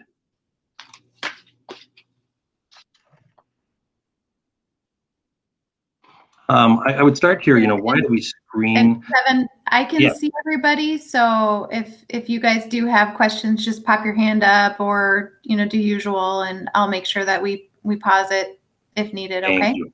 Yep, That's for sure. Perfect. All right, so why do we screen? There's a number of reasons why we screen, but ultimately it's so that we can take action to address the needs of our students here. And Paul talked about a lot of those actions as we go through. I would argue that Reams probably uses data the most effectively and has probably had the most experience moving forward with that. They used different data points here for homeroom placement, for screening for characteristics of dyslexia, placement of reading and math groups. They do some switching around in 3rd and 4th grade with math, 4th grade with reading. They use data to identify students in need of title services in both reading and math. ADSIS. ADSIS only is dealing with reading right now, but we're using our data that we're collecting to apply for additional ADSIS positions possibly.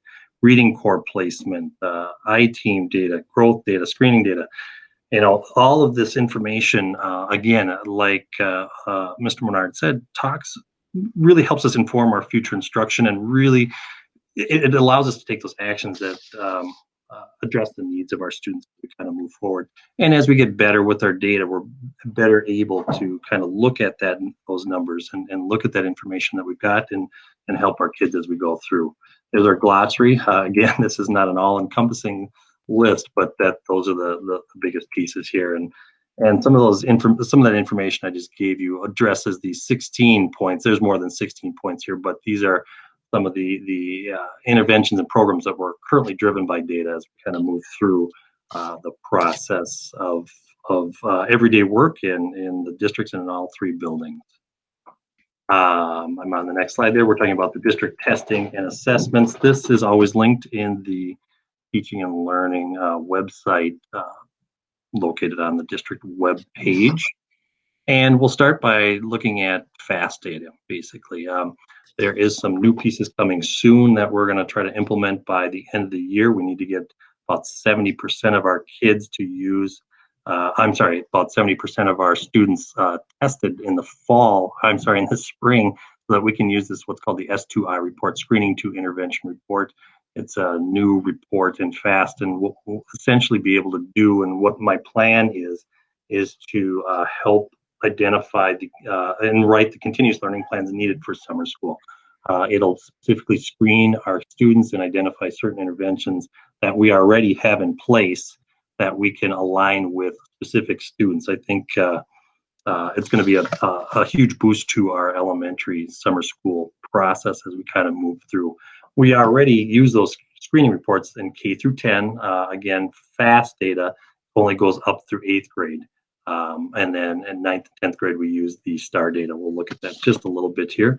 And then we have some growth reports also, same thing in K through 10. So the two programs work very similarly in terms of the reports that they generate for our students here. So the first graph that we kind of look at here, the numbers on the sides are numbers of students, and we kind of grouped it as a building for this FAST A math screener from Reams. Kindergarten does something a little bit different, but then their data gets added in the winter time. Kindergarten goes through a little different process when they're first in to gather their data and to set a process that they need for their kids. But as you kind of see here, we have these labeled as students on track, exceeds, and then we've got some students that are at high risk and at risk. And need to work on some of those interventions that we've been discussing. And that's where this individual data comes in from the teacher level and from the grade level for each student here. We can take a look at our middle school data also. Kind of shows that we've got students that are on track and that exceeds. For the most part, we're in a pretty decent position here, and I'll show you what the national data kind of talks about, the fact that we're seeing a little bit of an increase, particularly in math. And it's showing that students basically are 2 to 3 months behind. It doesn't mean that they've had a learning loss. They're just kind of behind from where they're at. And one of the things that we want to talk about with a predictor regarding math is that some of the concepts in math haven't been taught yet. And so really a better screener to show growth will be that spring assessment in the FAST screening time, because that gives you the opportunity for the teacher to have covered all the information obviously throughout the year, and then we can do a little better job of showing growth. But at this point, they're still showing that the vast majority of our students are on track or exceeding benchmark levels here. This shows a little different graph from the perspective of this. This, I believe, is pulled directly from our FAST data here. They have a little different way of describing the categories. They talk about high risk, some risk, low risk, and college pathway. We kind of changed that up a little bit when we reported it out, because it's a little misleading. I don't really like how FAST labels their pieces there. You're kind of seeing that the vast majority of our students are at or above our benchmarks. There can be a little bit in the low risk area where kids are slightly below the benchmark, and they will still lump into that category. But as you see, as a district, the elementary actually gained a little bit. But remember, we are adding our kindergarten kids in there at this point.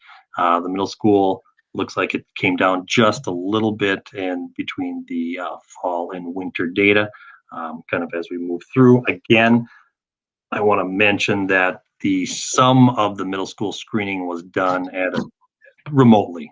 And so I do take that into consideration as we look at this particular set of data. Here are the reading screeners again. Similar look to our math screeners in terms of who is at risk and who is on track regarding reading. You can See, it's a little bit different here from the fall to the winter. Again, kindergarten is added into the fall. So you're going to see a little difference as the kids develop reading skills, and those skills are kind of identified and those pieces are put into place. We'll see some different data coming out this spring that should have, or I would predict that the high risk part will come down a little bit. We'll see how that works out as we get our kids back all together here. Again, data from FAST-A screening, as you kind of look through again, they're using that high risk, some risk, low risk, and college pathways. We've just modified that slightly, and you can kind of see where we are at both the elementary and the middle school. Again, noting that the middle school students, some were tested at a distance here. So we're going to continue to watch this data as we kind of go through. We do have one more screening period this spring, and we have the MCAs for third and fourth, well, third through eighth grade for this particular group. Little information on just national trends, like we said. If you look to our, third and fourth grades, they're 2 to 3 months behind, which is in reading, and 3 to 4 months behind across the nation. And they're talking about monthly losses. It's a loss of time, though. I don't know that it's a loss of skills because of where kids were at last spring. I mean, they were learning from home. We were doing what we could for those 2 to 3 months across the nation. And so I know when they talk about monthly loss, I take that a little bit more literally than maybe what some of the companies out there are kind of pushing at this point. I know when I talk to other coordinators across the state, we've kind of had a larger conversation about what does this really mean?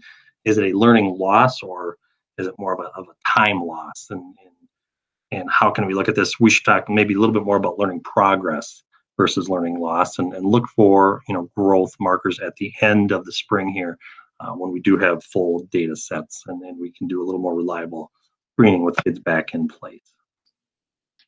Again, just a little more, and it shows that research from fall of 2020. It's kind of showing that math is definitely taking a little bigger hit than reading, and you can kind of see that standard error in there is that little I icon, and we're well below that standard deviation of error.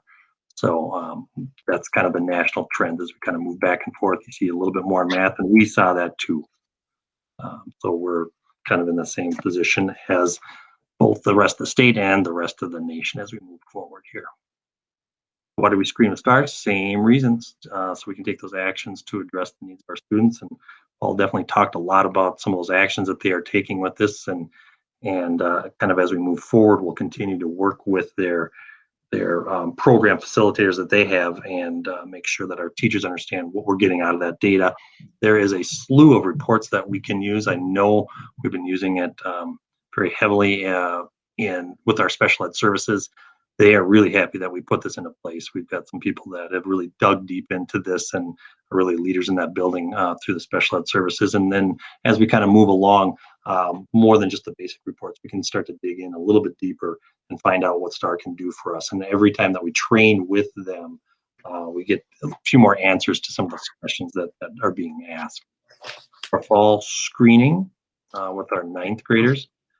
This is our reading screening. You can kind of see that white line going across through the green as that benchmark level. We've got 65% above that benchmark level. They break it down a little bit different. Again, 15% risk, high risk, and the highest risk as we go through. A lot of what you see here, though, those students in the highest risk are already receiving pretty high levels of intervention and different programming as we kind of go through, and we can relate that by looking at individual students. This is done by grade level, obviously. Same thing with our reading for our 10th grade students. See that 70% are on track or exceed the benchmark here. And we really didn't know what we were going to see when we did this. Again, this is a benchmark year for us. We've written our statewide goals around our PLCs as such, being that these are benchmark years at both the middle school and the high school. So this is kind of setting the bar in terms of where we're going to need to kind of start our goal setting in the future. Here's our math screening, reading here. You can see that you've got a couple of students that are really off the chart, or really pushing the chart up there. And each one of these lines does indicate the score of a student, but then you kind of see the grade as a trend as we go through. And then 10th grade looks a little bit more like that, but you're showing almost 86% of those kids are above that benchmark level. And so the math screening at 10th grade actually kind of goes a little bit against what the national norms are. So that speaks highly of kind of some of that instruction that they are receiving.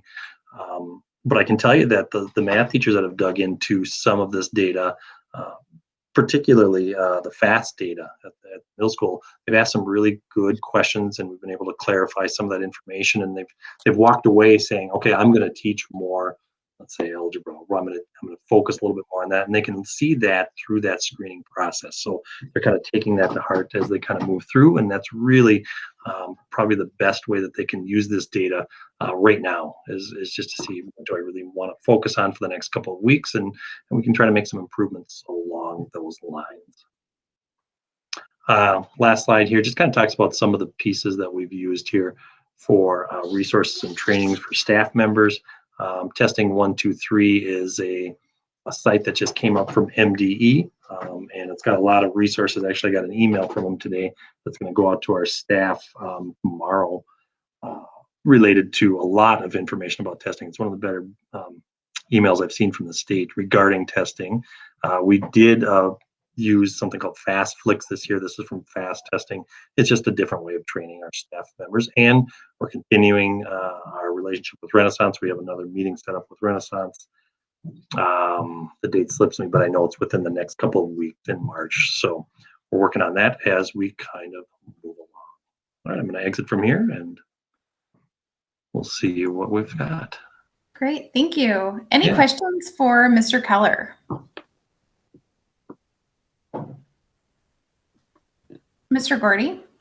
Yeah, thank you. So, Kevin, thank you very much. I appreciate it.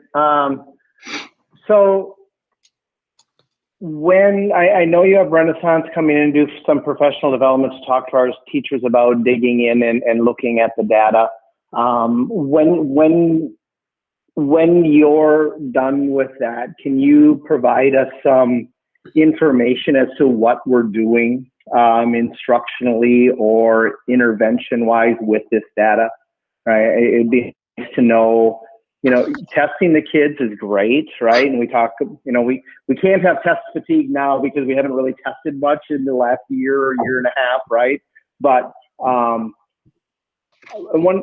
like to know what we're doing with it, right? We have this great book of stuff. What are some of the things, the interventions, the strategies, the instructional improvements that your department has pushed forward and helped us doing?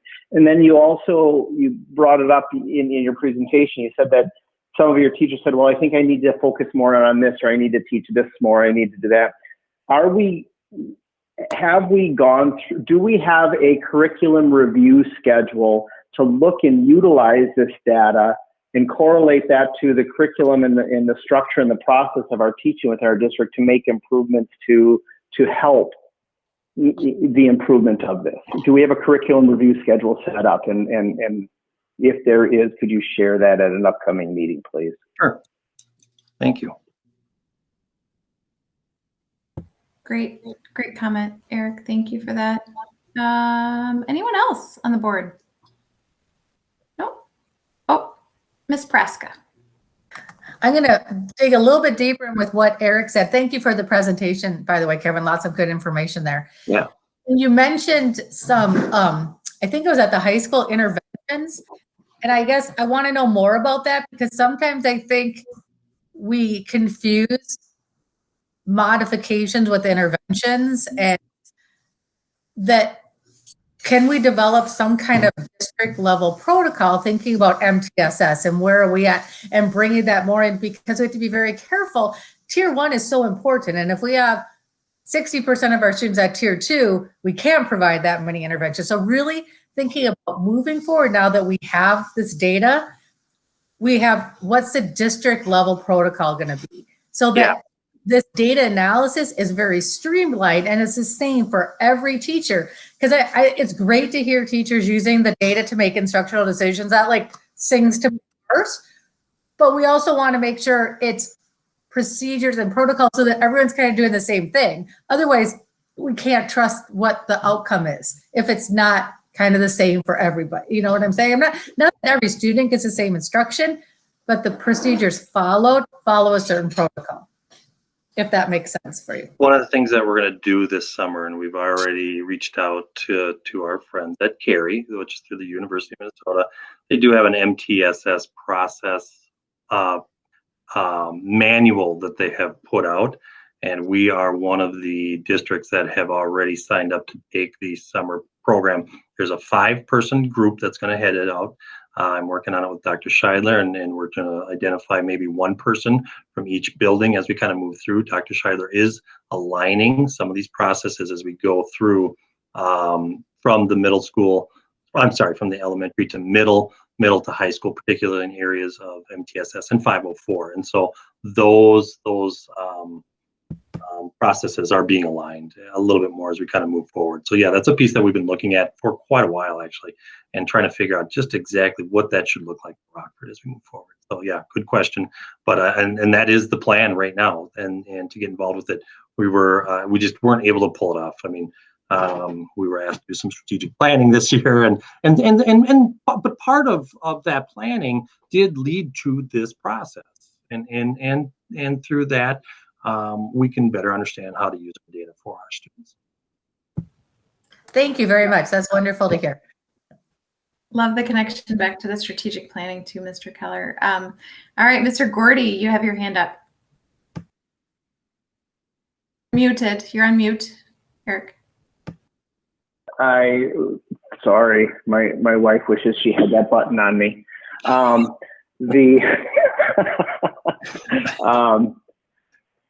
I am highly interested in what we're doing for summer school.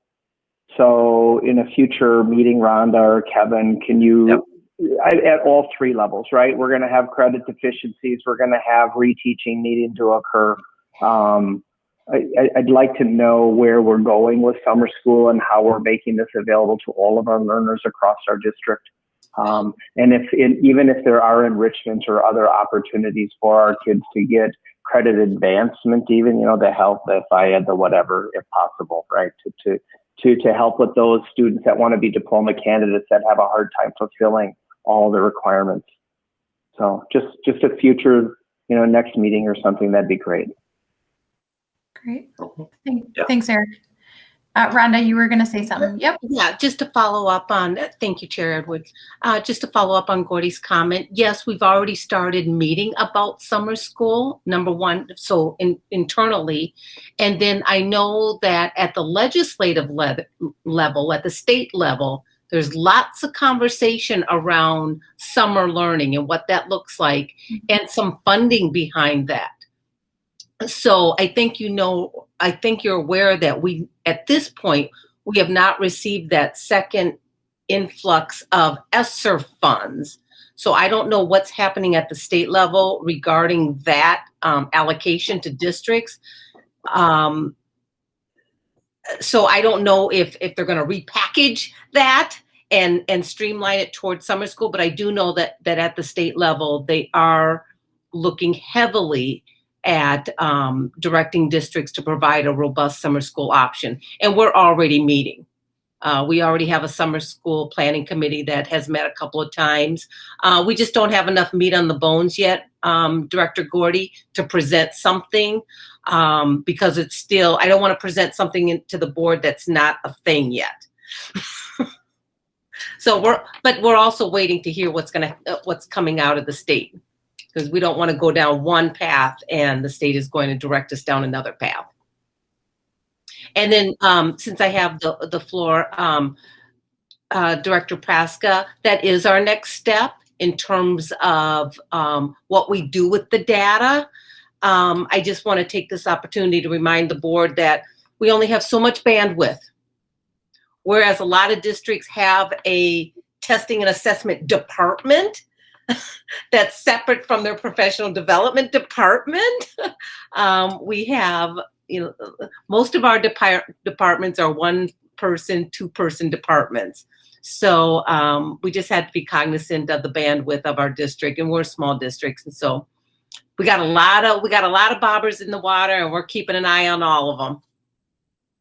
Great, thank you. Beth and Eric, you both have your hands up still, so if you want to put them down, you can. Thank you. All right, any other questions for Mr. Keller?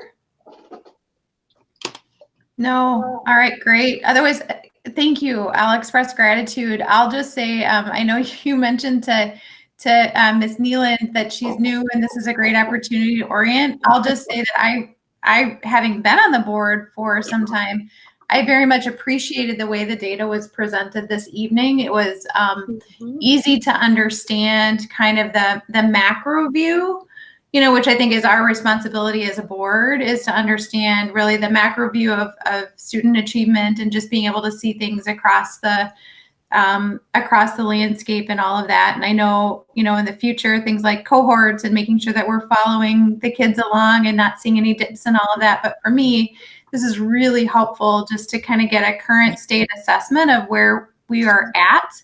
And again, through the strategic planning and the aligning of everything and getting the processes in place to help ensure that all of the kids have the opportunity to succeed and achieve. That's why we're here. So thank you for the discussion tonight and the presentation. I'll just say I appreciated how the data was presented. It was easy to digest. Thanks. Appreciate it. Yep. Awesome. Good. Well, with that, we will move on to our next agenda item, which is our item 7A, which is our community education update. And I will call on Miss Melissa Joseph. Hello, everyone. Hello. It's 8:30. I'm actually early. I normally present a little bit later, so this is exciting for me. Sorry. So I just wanted to, it's nice to see everyone, give an update on community education and the community center. Number one, I just wanted to kind of set the stage that we are looking at raising fees for our Galaxy childcare. We did raise fees 2 years ago for early childhood, and we don't like to do it in consecutive years, or definitely not in the same year, since they are similar programs, even though they're not the same. So we do have an advisory council meeting tomorrow, so we are going to be broaching the subject with our advisory council, and then be bringing information back to you on a proposal at the next meeting. But like I said, I just wanted to kind of set the stage, and with COVID and everything, we want to do a lot of research to make sure that this is the right year to do that, but stay in line with other districts as far as childcare fees. RCC and community education updates. We just wanted to do an update on hours. The community center is, the rules for that changing. They just changed again last week. Now we're back down to 6 feet apart. Still have to wear masks while you're working out.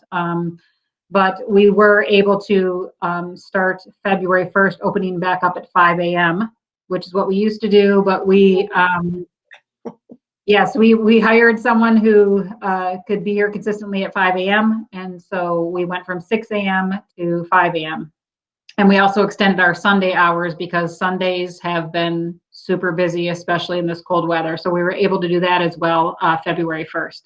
So just wanted to kind of give an update on that. It was basically due to staffing and regulations that we had a little bit shorter hours when we opened back up in December. As far as community education goes, it's funny that Dan mentioned the QR code and online ticketing. So these are ideas. We actually have been doing very well, and I think that people are just used to looking online a lot more because of the pandemic. So, and as we all know, our brochures have always been very good and in hands. That's what we've always been told for marketing purposes, to continue to do a community ed brochure. But what some other districts are doing and what I would like to look at doing is possibly still getting something in people's hands, but putting a QR code on it, sending out a postcard, community education on one page, Galaxy and preschool on the back, and then still have a few printed copies for the people who still like that big booklet, because trust me, we do have people that have that, but not producing it as such a high volume that we have before. So just some kind of ideas that I'm running through and looking at other places, because again, our classes have been filling up. We started our racer basketball program this past Saturday, and the RCC was full on Saturday with a whole bunch of youth and following the rules. Even those little ones had their masks on, so it was nice to see. Very well organized. Everyone was following the rules. So, but that was all done online. There was no paper or anything, so registration and everything, and we still got a large number of participants. So, before I move on to my third one, I also do want to mention, just because I am in charge of rentals, and we did, Raw basketball did host a tournament in February. And I just want to commend Raw because, number one, they worked very closely with me on all our regulations as a facility.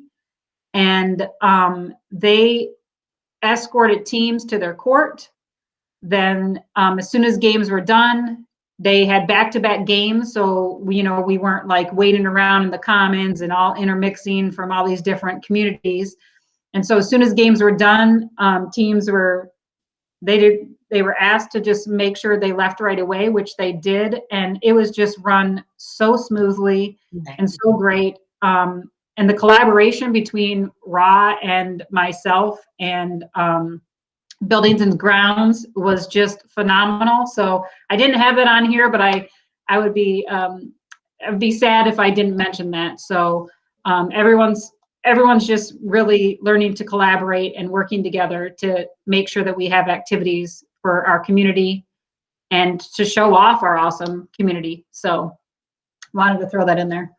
And last but not least on the agenda, I do have the Education Foundation, the grant that I applied for and received to have staff fitness classes at the elementary school, have been going very well. So next week is our last week because of the number of weeks we were able to, but they've been very well attended.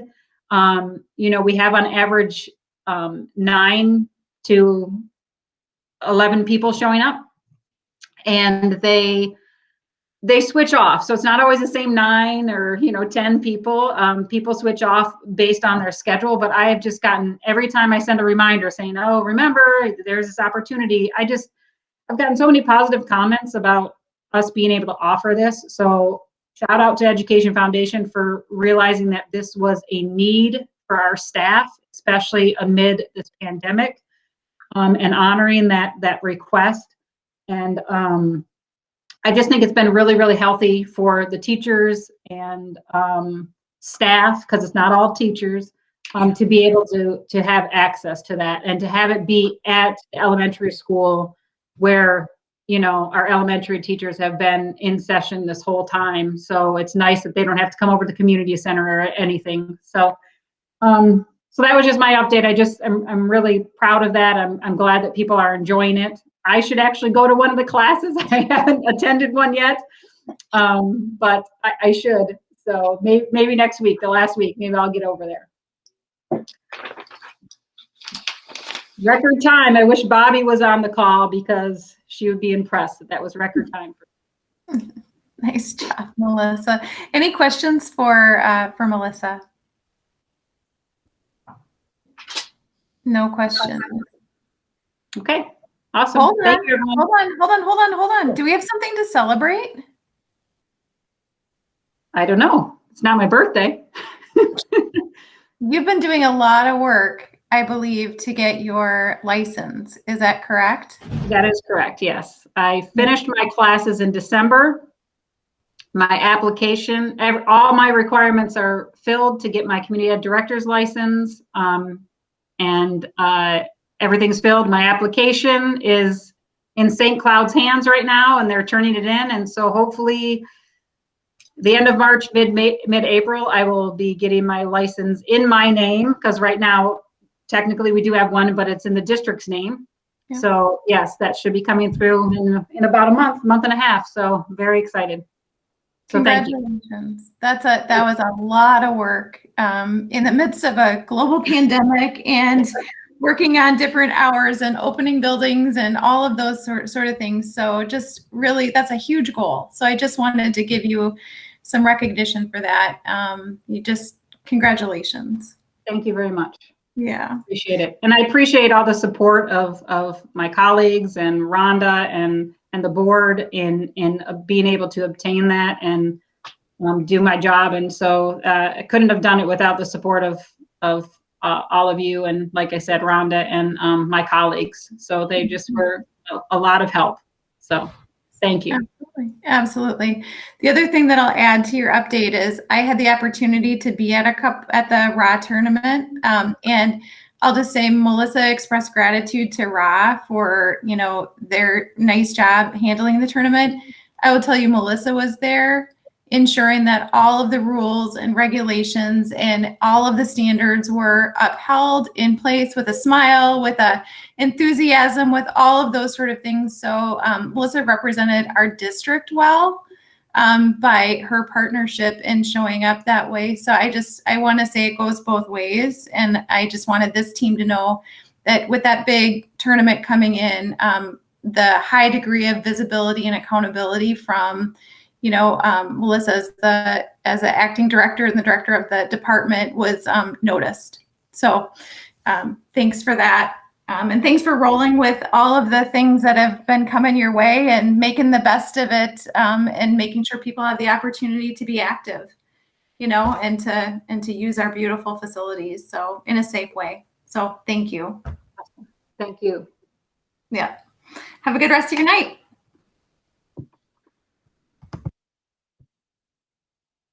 All right, next we will go on to item, we are on 8A, which is fiscal responsibility, which is the resolution of acknowledgement of contributions. And again, just tremendous gratitude, a significant donation from our local JCs, as well as our Legion Post and the A to Z Children's Academy. Again, a huge fabric of this community, like we talked about, right, in our strategic planning process. The community shows up for the kids in our district in ways that are just profound and really significant. So any comments or questions or things to say about the resolution? Otherwise, I would entertain a motion.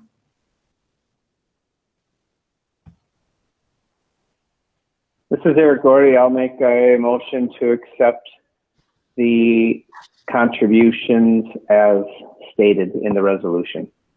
Thank you, Mr. Gordy. I have a first. Do I have a second? I'll second. Thank you, Mr. Anderson. I have a second. Any further comment or discussion? All right, pending no further discussion, I'll call for a roll call vote. Jessica Johnson? You're on mute. Aye. Thank you. Beth Praska? Aye. Jenny Nealand? Aye. Brady Anderson? Aye. Eric Gordy? I couldn't hear you. Aye. Thank you. Amy Edwards, aye. Resolution carries. Thank you. Thank you. All right, next we'll jump into our business manager's report. And at this point in time, I would love to call to the podium our business office manager, Cher Tishner. Thank you. Good evening, everyone. Good evening. Last but not least, right? I will go ahead and jump right into our enrollment update and our budget update. Enrollment was done on February 10th. And in the accumulated column, we were at 1,546 students. The column over to the right is the actual day of February 10th, which is 1,537. And we usually go by the accumulated column. That is the weighted from the beginning of the school year till now. That shows us where we're actually at and what we're getting paid on. So we're still down about 100 students from last year, and I have not heard any update from the state whether they're going to honor the fall of 2019 student count or not yet. So going forward and our budget revision that we're going to do, we are basing it off of them not doing that, to be conservative. So that's where we're at enrollment. And revenues over expenditures, we're at 58% through the fiscal year, and school year is 42%. Over in our expenditures, that puts us at 57%, and last year at this time we were 58%, so very comparable. And our revenues puts us at 46%. Last year we were at 43%. Very comparable, and we do fall right within the range. So this is based on our original budget. I'm going to be presenting a revised budget. This is a tool that I use to see if I do need to do a budget revision. And we were really right in between or right on, but I wanted to make sure we did one because the original budget is just based on students or staff that we had last year. And we didn't know what was going to happen at the beginning of the year. And so this is an opportunity to make it more true to fact and make the budget more solid, getting the correct staff in there, the correct salaries, and a few other different changes that have happened. CARES funding wasn't in there. So any questions on that? All right. I'm going to move along to our budget revision, and Mrs. Eller is going to help assist in presenting. Kathy?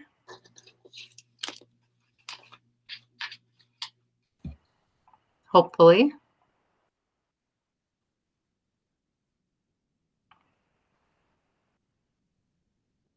Kathy, can you show the presentation? There we go. I think she's doing it. Yep. Okay. All right, and I just want to let you know that this was actually prepared for the January board meeting, but then it got changed. So it's about a month out of date, but we're still doing good with it.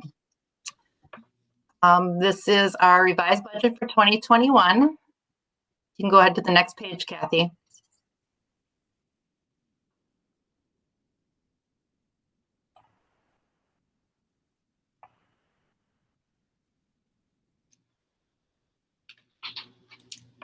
Kathy, can you move to the next page, please?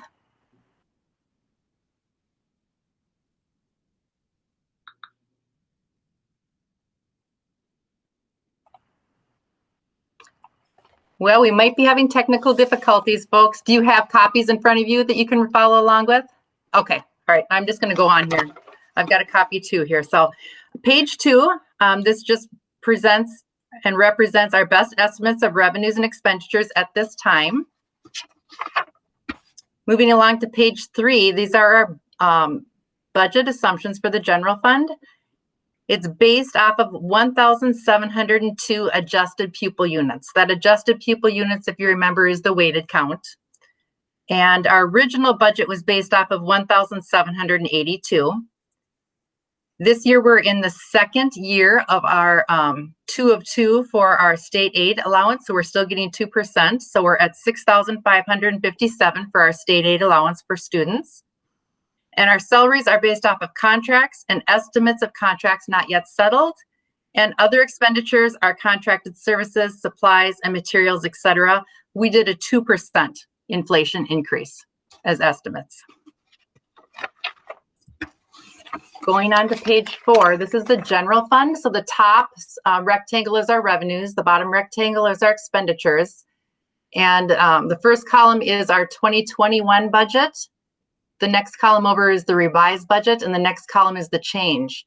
So overall revenue, we increased by 1.3 million. Overall expenditures were increased by 1.4 million. So revenues did increase, expenditures did increase. Revenues, I wanted to draw to your attention, didn't change much except for our federal sources. Down in the column where it says federal sources, our IB budget, the original was budgeted for 400 and some thousand, and the revised is 800 and some. That was because when we did the budget at the beginning or the end of the year last year for this fiscal year, they didn't have time to prepare a budget yet for IB. So we worked off of what the current budget was. Since then, they had time to go in and do an IB budget revision and gave me new updated numbers. So that's the revenue, because we go by, it's a grant. Whatever they expend, then we go and ask for reimbursement. And the CARES funds, we didn't know we were getting when we were creating the budget last year. So the expenditures, the revenues was a CARES increase. Expenditures increased salaries. Most of that is due to personnel and negotiation costs. Benefits increase about 2% roughly on all of our benefits, except for our healthcare. Our healthcare increased by 9.9%. I'm told in the future to keep estimating about a 9 or 10% increase for healthcare. The other changes that were really big in expenditures were our supplies and our capital outlay, and those increased due to the CARES and the IB. We had more expenditures in those as we had more revenue. Page 5 is our food service. Food service, we're staying with the same revised budget. I reached out to Taher, our food service company, and asked if we should be doing a budget revision right now. They didn't recommend it because we are with a contract with them where we wouldn't lose money regardless. And with COVID, they wanted to stay with our original budget, not sure what was going to happen, and they would tie out at the end of the year. So either way, I'm sure we're going to be fine, but even if we weren't, we wouldn't lose. Taher would take the hit. So food service did not change.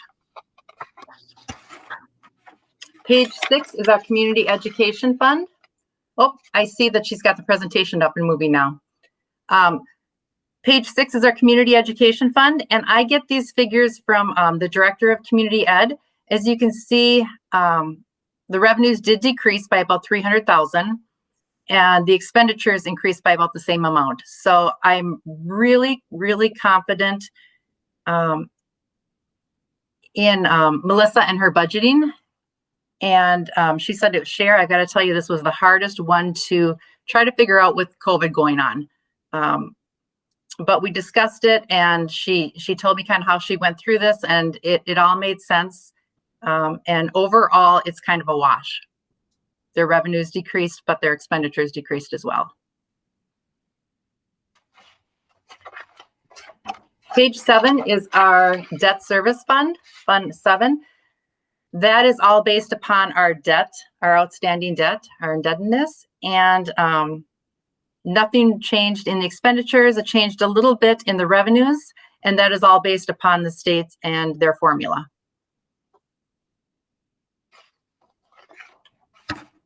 Page 8 is our student activity fund. That we kept the budget the same. Again, with COVID, we weren't sure what was going to be happening, but that one, they cannot overspend their student activity accounts. So I was comfortable with just taking the original budget and carrying it forward. Because again, if they're going to purchase something on their student activity account, they can't go over into a deficit.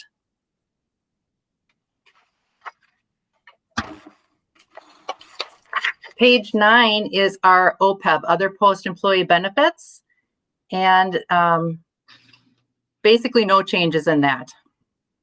Our revenue increased a little bit by projections of interest increasing. I averaged out the last 4 years, and it looks like it might increase a little bit, and our expenditures stayed the same.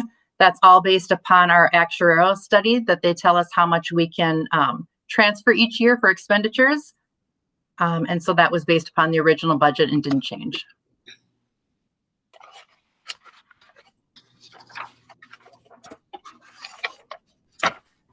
And page 10 is our overall view of our fund balance. So the column B, and I don't think you can see that on there. Maybe you can see it on your packet that you have. Audited fund balance for June 2020 is column B. The next column over is all of our revenues for 2021. Next column is all of our expenditures. And then the final column to the far right is our projected fund balance June of 2021. So the top section is total restricted fund balance. Those are things like LTFM, staff development, operating capital. Those are restricted funds that we can only spend on certain things. The next section down is assigned fund balance. And those are, again, things that we have decided to assign for the greenhouse or the machine shop, QComp, capital for future things. And the next section down is unassigned fund balance. And that's where we want to focus, because that is the percent where we get our fund balance percent. And our fund balance is projected to end at 16.8%. The audit last June ended at 17.7. So it's just gone down a little bit. I did work with board treasurer Gordy on this, and questions came up as how much would it take to change the fund balance? And I played around with it a little bit. Being that it's only 3.7 unassigned fund balance, it doesn't take a lot to change that fund balance. So about 100,000 brought it down about 0.5%. So we're talking 200,000, about 175 to 200,000 would drop that fund balance. So just so you guys have an idea in the future, if you had a special ed student that cost $100,000 come into the district that we didn't know about, or if you had something break and we had to replace that we didn't have budgeted for, that's 100,000 or 200,000, that could drop the fund balance by 1% just like that. So our surplus revenues over expenditures is 350,000 roughly, and the original budget was 453. So the surplus only went down by about 100,000. Any questions? Okay, let's move to the next page, Kathy. This is our future 5-year budget projections and assumptions. At the top, I have 0% state aid. I discussed this with Superintendent Dean and Treasurer Eric Gordy, and we wanted to be conservative. We don't know what's going to happen at the state level this year. They'll be visiting that in May, and I reached out to other school districts too, and most everybody was going with 0%. So that's where we're using for our projections. I projected no increase in other revenues. I just kept that flat. Our operating referendum, this isn't really an assumption, I just wanted you guys to be aware, ends in fiscal year 26. And our IB ends in fiscal year 23. So those things are coming up very quickly. Back to the assumptions, there's no additional staffing. I didn't include any new positions. And I projected the salary increases and projected benefit increases based upon percentages. And other expenditures, I did inflation increases. And then enrollment is really the big key. And Treasurer Gordy and I kind of worked extensively on this and then brought it to Superintendent Dean, because enrollment really, really drives our funding. And so I have a couple different models I use. We use a cohort survival model that estimates out different things as far as birth to 5 and census, and it takes into impact the history of the district. And that was projecting enrollment to be quite dramatic compared to what we have here. Our other model that we use is just a grade progression, taking first graders and the next year moving into second grade, taking second graders and then next year moving into third grade, and so on and so forth. And we settled upon using that model with one caveat. I reached out to other school districts, finding out what you're going to do with this enrollment for next year with COVID. And what I found and what we decided upon is everybody is taking back, or most everyone is adding back in their homeschoolers. Not all homeschoolers, but the ones that went to homeschool this year because of COVID. So I worked with Mrs. Ellers, and we have 62 homeschoolers that we're projecting to come back next year. So we took the grade progression model and added in those homeschoolers to come up with our projected enrollment that you can see down below. The first rectangle is what our projected enrollment is, along with 0% state increase. And as you can see, the projected fund balance is 16% and drops to 12, 4, and -5. The next rectangle is at 1% if we had the same enrollment and 1% state increase. And then the final one is 2%. So as you can see, if you're sitting at our enrollment projections and at 2%, we're still sitting fairly good at fiscal year 24. 0% state aid, things might have to be revisited if that's really what happens. But again, I think the key takeaway here is watching enrollment, making sure we're marketing to get enrollment back, and also watching the state aid and seeing what they're going to be doing with that.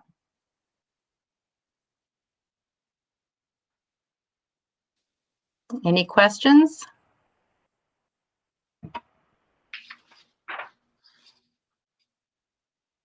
Turn it over to the board. Any questions for Chair? No. Eric, do you have any additional comments you'd like to add? Yeah, I do. And Chair, I appreciate all the work you put into this. I know it's a lot of hours and working through and crunching numbers. One of the things that on that last slide that, I mean, the enrollment models that we have, the census and projection models that we have comparative to the rolling grade levels, right? Just rolling from grade level to grade level compared to the scientific predictions with the census and movement in and out. There was a great difference. Not great, but a substantial difference in our enrollment. Felt comfortable going with the rolling grade levels because we know those kids are here, but that just means we have to keep those kids here and they can't move out. I don't want to say this is rosy based on that, but if we did the other and we use those projections and sometimes they're on and sometimes they're off, this could look different. And I feel good with where we are with the rolling projections. And the 0% increase, I know, and you all know that the state is talking about a possible 2, right? But we don't know yet. So it's going to be important for us to look at growing and focusing in on where our greatest growth may be for our district, right? We all know we can all look to the east and see rooftops going up like crazy. We need to focus in on increasing enrollments and getting those things going, keeping our current kids here and not allowing them to go not allowing them, it's not the right way to say it, but providing reason for them to stay.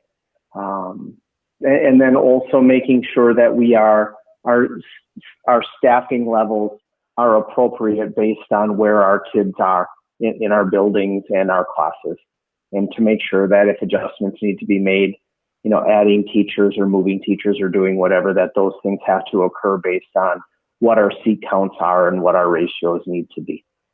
So we're walking a thin line right now. You can see it. We're walking a real thin line. So, but I appreciate all the work Chair put into this. Thank you so much. Yeah, and thank you for collaborating with me and Rhonda too on trying to figure out the enrollment numbers, because it is really, really tricky, especially right now. So thank you. Mm-hmm. Great, thank you. Thanks for those comments, Eric. Any other questions or comments? No? Chair, I'll just say I really appreciate this view. I love I love the budget, and then I love the revisions. It's so helpful to have that bigger picture line of sight. And I appreciate, I appreciate the current projection for our fund balance right now. Like that's good.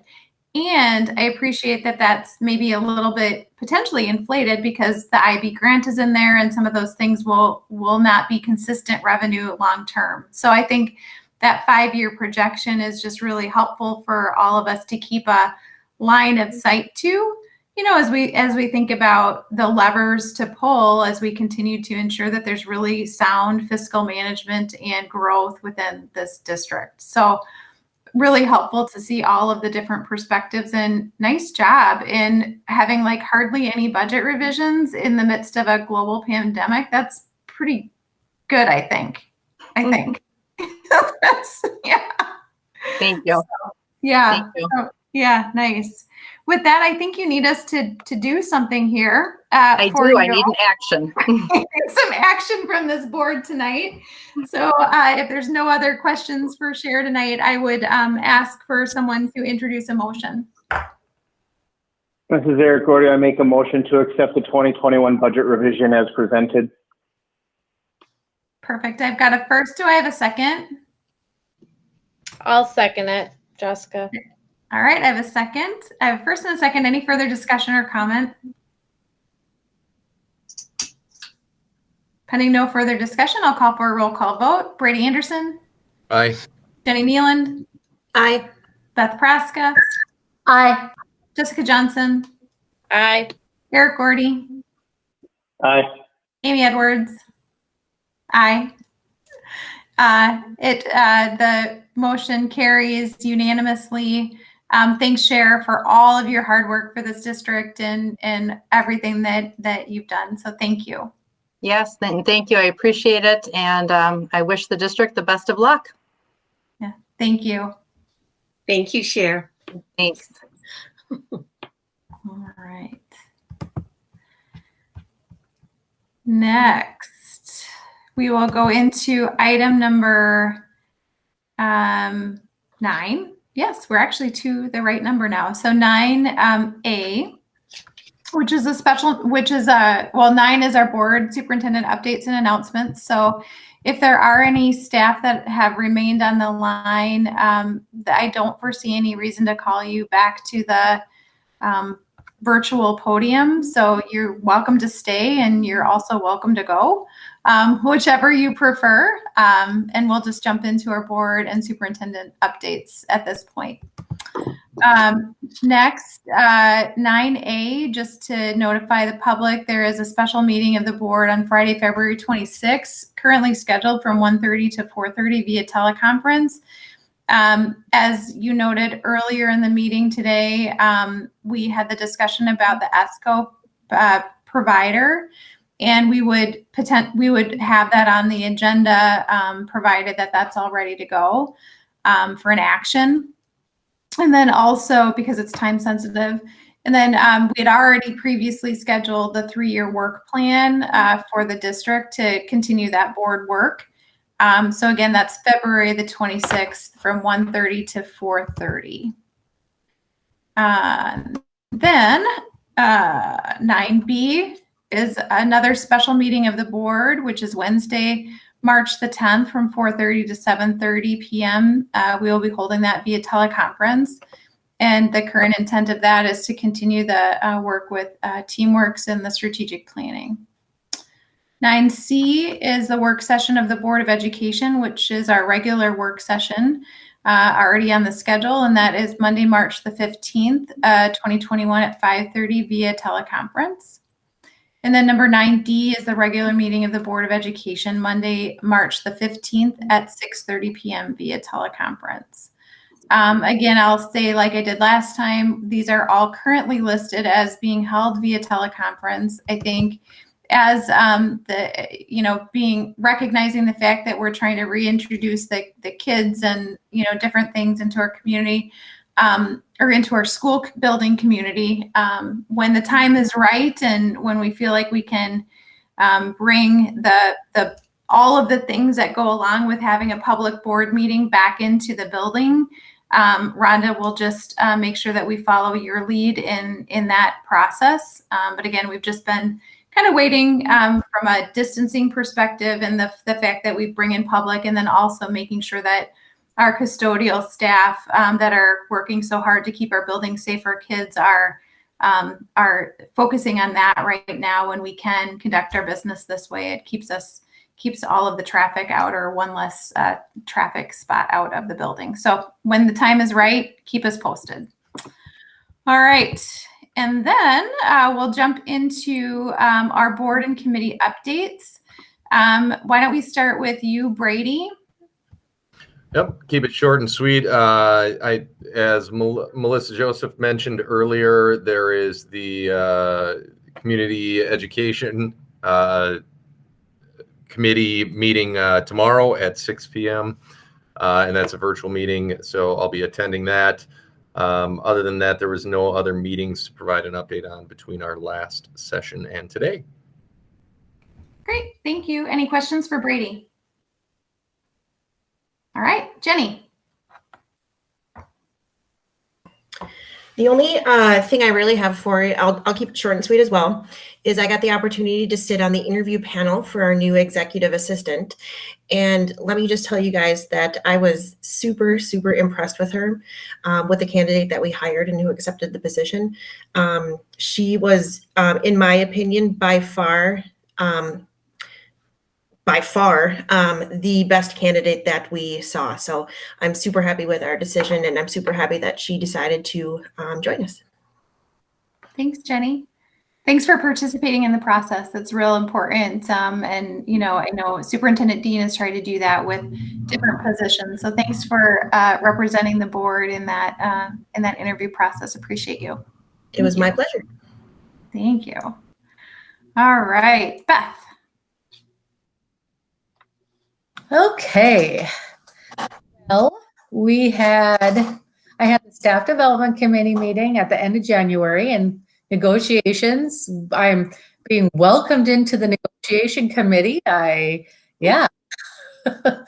And at least in the last few weeks, they haven't made me get up at 5:30 in the morning like they did one day. Because remember, it's 2 hours earlier out here. So I appreciate that. Anyway, the board meeting prep and the CAC meeting, the CAC committee. And then I'm also taking the MSBA negotiations training. So I had training 1. Mm-hmm. I think next week I have the one for being a school board officer. February is very busy with school board stuff, by the way. And then, of course, strategic planning. And then I had the C meeting, and I took notes because it's very timely after what Kevin shared with us. Kim Gibbons spoke at the C meeting. There was, of course, a lot of talk about money and everything, and that was really important, and needing that 2%. And we always really push for supporting the districts fiscally, but they always then pull in a speaker that is more education based and less talking about money. And Kim Gibbons works at the University of Minnesota, and she's part of that CARI group, that group that Kevin mentioned that the district will be working with. And it was a hot topic. She called it the hot topic. And it's all about assessment. And that at this point with COVID, the assessing is so very important, because what are we going to do to get students back to where, we want them to be with those benchmarks? And she talked about using the data to identify experiences that highlight the inequities, and that kind of ties back to what Mr. Menard was talking about. And it was just really, I'm so happy that everything circled around and all made sense tonight, that our leaders are pulling in what we're hearing from the public, and that how can instruction really get our students back where we need them to be. And then, of course, with summer school being out there. So anyways, it made me happy that tonight's meeting it just felt like it all circled back together, and it's going to fall together nicely. So I was happy, and that's all I have to say. Thanks. Awesome. Thanks, Beth. That was a great update. Any questions for Beth? Oh, it is fun to see it, all of the different things linking up. Mm-hmm. And with it's awesome. Eric, you're up. Very good. So a couple meetings with the budget revision, as you had heard, then working with staff negotiations for maintenance and support staff, and then also some side meetings with Aaron, Rhonda, Cher, Jim, and Melissa about some costing models for the packages that are being offered out. Going also through a pre-meeting with a lighting proposal with Jim, Cher, and Rhonda as well. Participate in the curriculum advisory committee, as did Beth. She forgot to share that, I think, maybe. So help you out. Then also taking part of the negotiations, MSBA negotiations training again, just refreshing. Had taken it earlier, but doing it again. And obviously the strategic plan session that we had last week, as well as being able to help out the wrestling team, as Mr. Pratt had shared. What he didn't say is that we actually won our first 2 duels, the first 2 duels that they've won in 4 years, actually. So it's a good thing. But some big Northwest Suburban news. It was sent to us today, and this does directly affect us. That Buffalo High School is not going to have their Arts Magnet program at the high school any longer. So they are dropping that because of multiple years of low enrollment and add. They did say that current 11th grade students can continue to opt in, and transportation will be provided for current 11th graders. But if they are a current 10th or 9th grader, they will have to go through the typical open enrollment phase, and transportation will not be provided to them. So that is an announcement that came out today. Yep. Wow. And this is, so that's news for them. How does this affect us? It provides us better opportunity to now recruit and look at children that are looking for a magnet option at the high school level, and for us to be actively involved in looking at those children, as well as communicating and contacting with any of our residents that may have chosen to go to that Buffalo Magnet program to encourage them to come back to our district. Nice. And Eric, when did you say that the program is closing? Is it with this upcoming school year? Yep, the 21-22 school year. Okay. All right. Great. Thanks for that. Thanks for that update. Any questions for Eric? No. All right. Jessica? All right. So let's see here. I had a Masiko meeting following our last board meeting. And then later that week had a district staff development meeting, negotiations. Masiko, I'm on the 403B committee, and for the first time in, I don't know how many years, they're friendly meeting because they have to change up some stuff with their 403B to make sure that all of their staff, new staff, will be able to be a part of a 403B. Negotiations, again, we had a costing model meeting, met with Rhonda, a phone call. I attended the MSBA negotiations seminar, the first round. We have another one coming up next week, I believe, at the end of next week. And then our Teamworks meeting from last week. So that's what I have on my list. Nice. Thank you. Any questions for Jessica? Beth? It's not a question, it's an addition. Masiko went back to full-time school today. Awesome. Yes, That's every day. Nice. Well, thanks for that update. You've been busy too. Yep. Thank you. All right. Well, my updates are just the general thing. So working with Beth and Rhonda and organizing around, our agendas and board business and those sort of things has really been the majority of the time that I've spent between last meeting and this meeting. So, yeah. Short and sweet. Rhonda, turn it over to you. Sure. I'll make this brief because I feel like my board report is kind of this whole meeting because because you're hearing from different parts of the organization, of course, that I've been working with to keep us moving. So I won't recap, everything as it relates to community ed and athletics, but I will talk about next Monday, February 22nd. We will be rolling back in our 2 grade levels our two final grade levels at the middle school and 2 grade levels at the high school, and we'll be fully back in person next Monday. So what that means is we are getting our classrooms ready. We had to order some additional desks, more than some, a lot, a couple of hundred to be exact, because we had so many tables in our classrooms that in order to, of course, to spread out our kids, we needed to kind of push the table, put them in storage, and order desks, and we were able to order desks through our CARES funding. So, but it's assembling all those desks and getting them ready and switching them out. So getting our classrooms ready, looking at our schedules in terms of, Mr. Menard talked about it just a little bit this evening, but looking at all of our schedules, whether it's in both the middle school and the high school, as it relates to passing time and arrival and dismissal and lunchtime and recess, making sure that all of our cohorts continue to be as separate as possible. I mean, we are dealing with kids, so there we go. But our whole intent is to create the conditions that where kids can do the right thing. And with our encouragement, our kids tend to do that.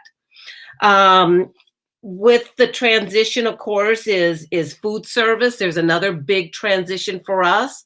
We're going to try to move away from the meal distributions out of door 14 now that all of our kids will be back in person. However, we are still going to provide some sort of service to our full-time distance learners if they choose to do that. We'll probably move back to a box lunch, a weekly box lunch for those families. And we'll be reaching out to those families over the next couple of days to see what that's going to look like for next week. But that's a far cry from where we were over the holidays, where we were using the box truck and the forklift to move all these boxes around. So food service is a big deal, and trust me, that staff is so happy to kind of get back to their new normal also, even though, just like other directors have said, they too have a new normal in the way that we provide our meal service for our kids. Busing is another big one. Although we are putting out the call to our families to help us reduce the number of riders on our buses, I should say.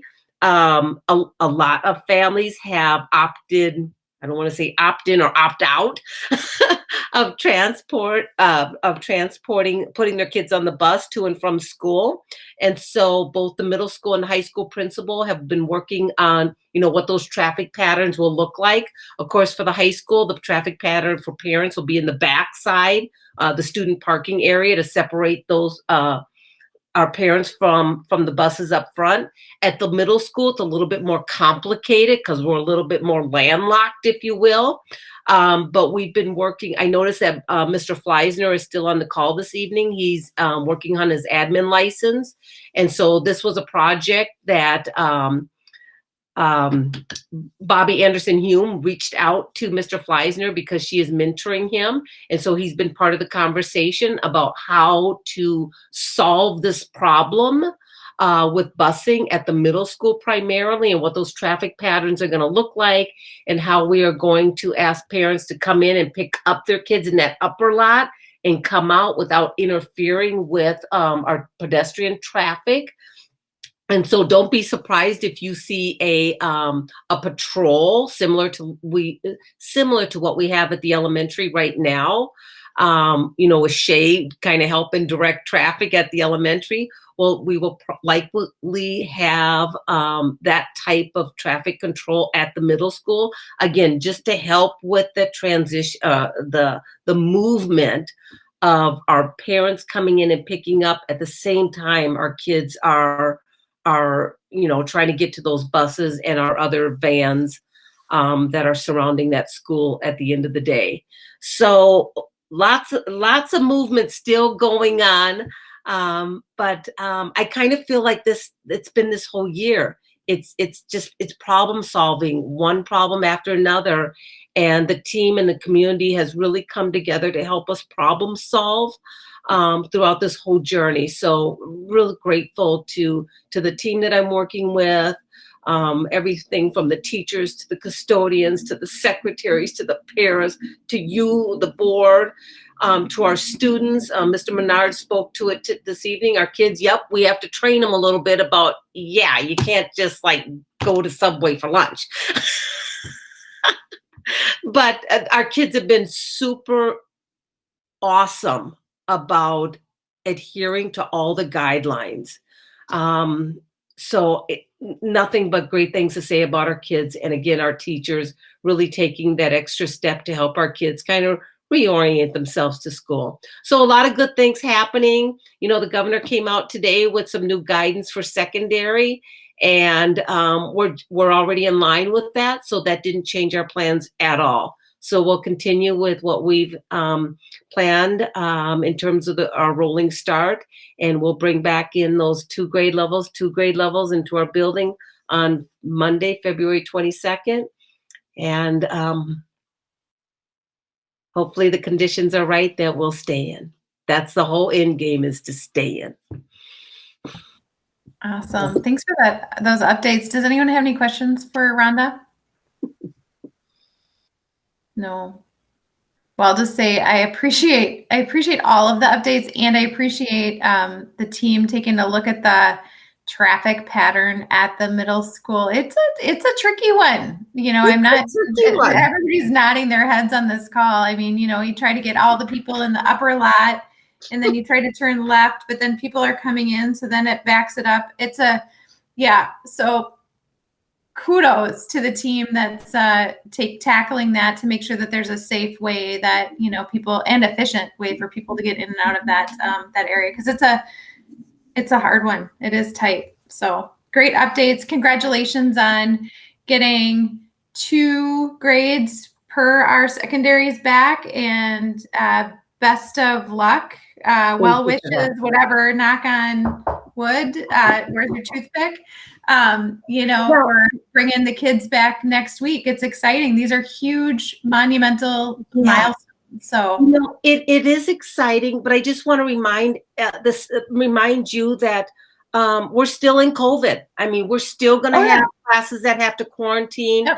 I mean, we're seeing it in the sports arena, at the professional level, at the college level, and of course here at the local level. We'll still have those instances where we'll have to quarantine a class or quarantine a team, and that's just kind of our cadence right now. Yep. And we do that. And even that, Chair Edwards, in terms of those phone calls going home to parents, like, I hate to make this call, but our community has been, I mean, they get it. They get it. So kudos out to, we haven't talked about our nurses much this evening, and they too are just rock stars that are rocking it right now. They are taking on so much incoming, but just, again, with grace, providing that information and really helping our community understand the protocols and kind of the why behind some of the decisions. Mm-hmm. Because if you're not in it, you don't really understand the why. Like, why is this happening? Like, what So our nurses have done a phenomenal job about communicating the protocols to our families. And so, that's awesome. It truly has been a community effort. So thank you for your support. Absolutely. Great. Any other comments or questions? Otherwise, I would entertain it. This does conclude our board business for the evening, so I would take a motion to adjourn. I'll make the motion to adjourn. All right. Beth made the first move. Beth Preska with a first. I'll second. Brady with a second. All right. I have a first and a second. Any further discussion? All right. Pending no further discussion, we'll call for a roll call vote. Eric Gordy. Aye. Jessica Johnson. Aye. Jenny Nealand. Aye. Beth Praska. Aye. Brady Anderson. Aye. Amy Edwards, aye. Motion to adjourn carries unanimously. With that, we are concluded for this evening. It is 9:28 p.m. Thank you all for your strong work and dedication, and we'll see you next time.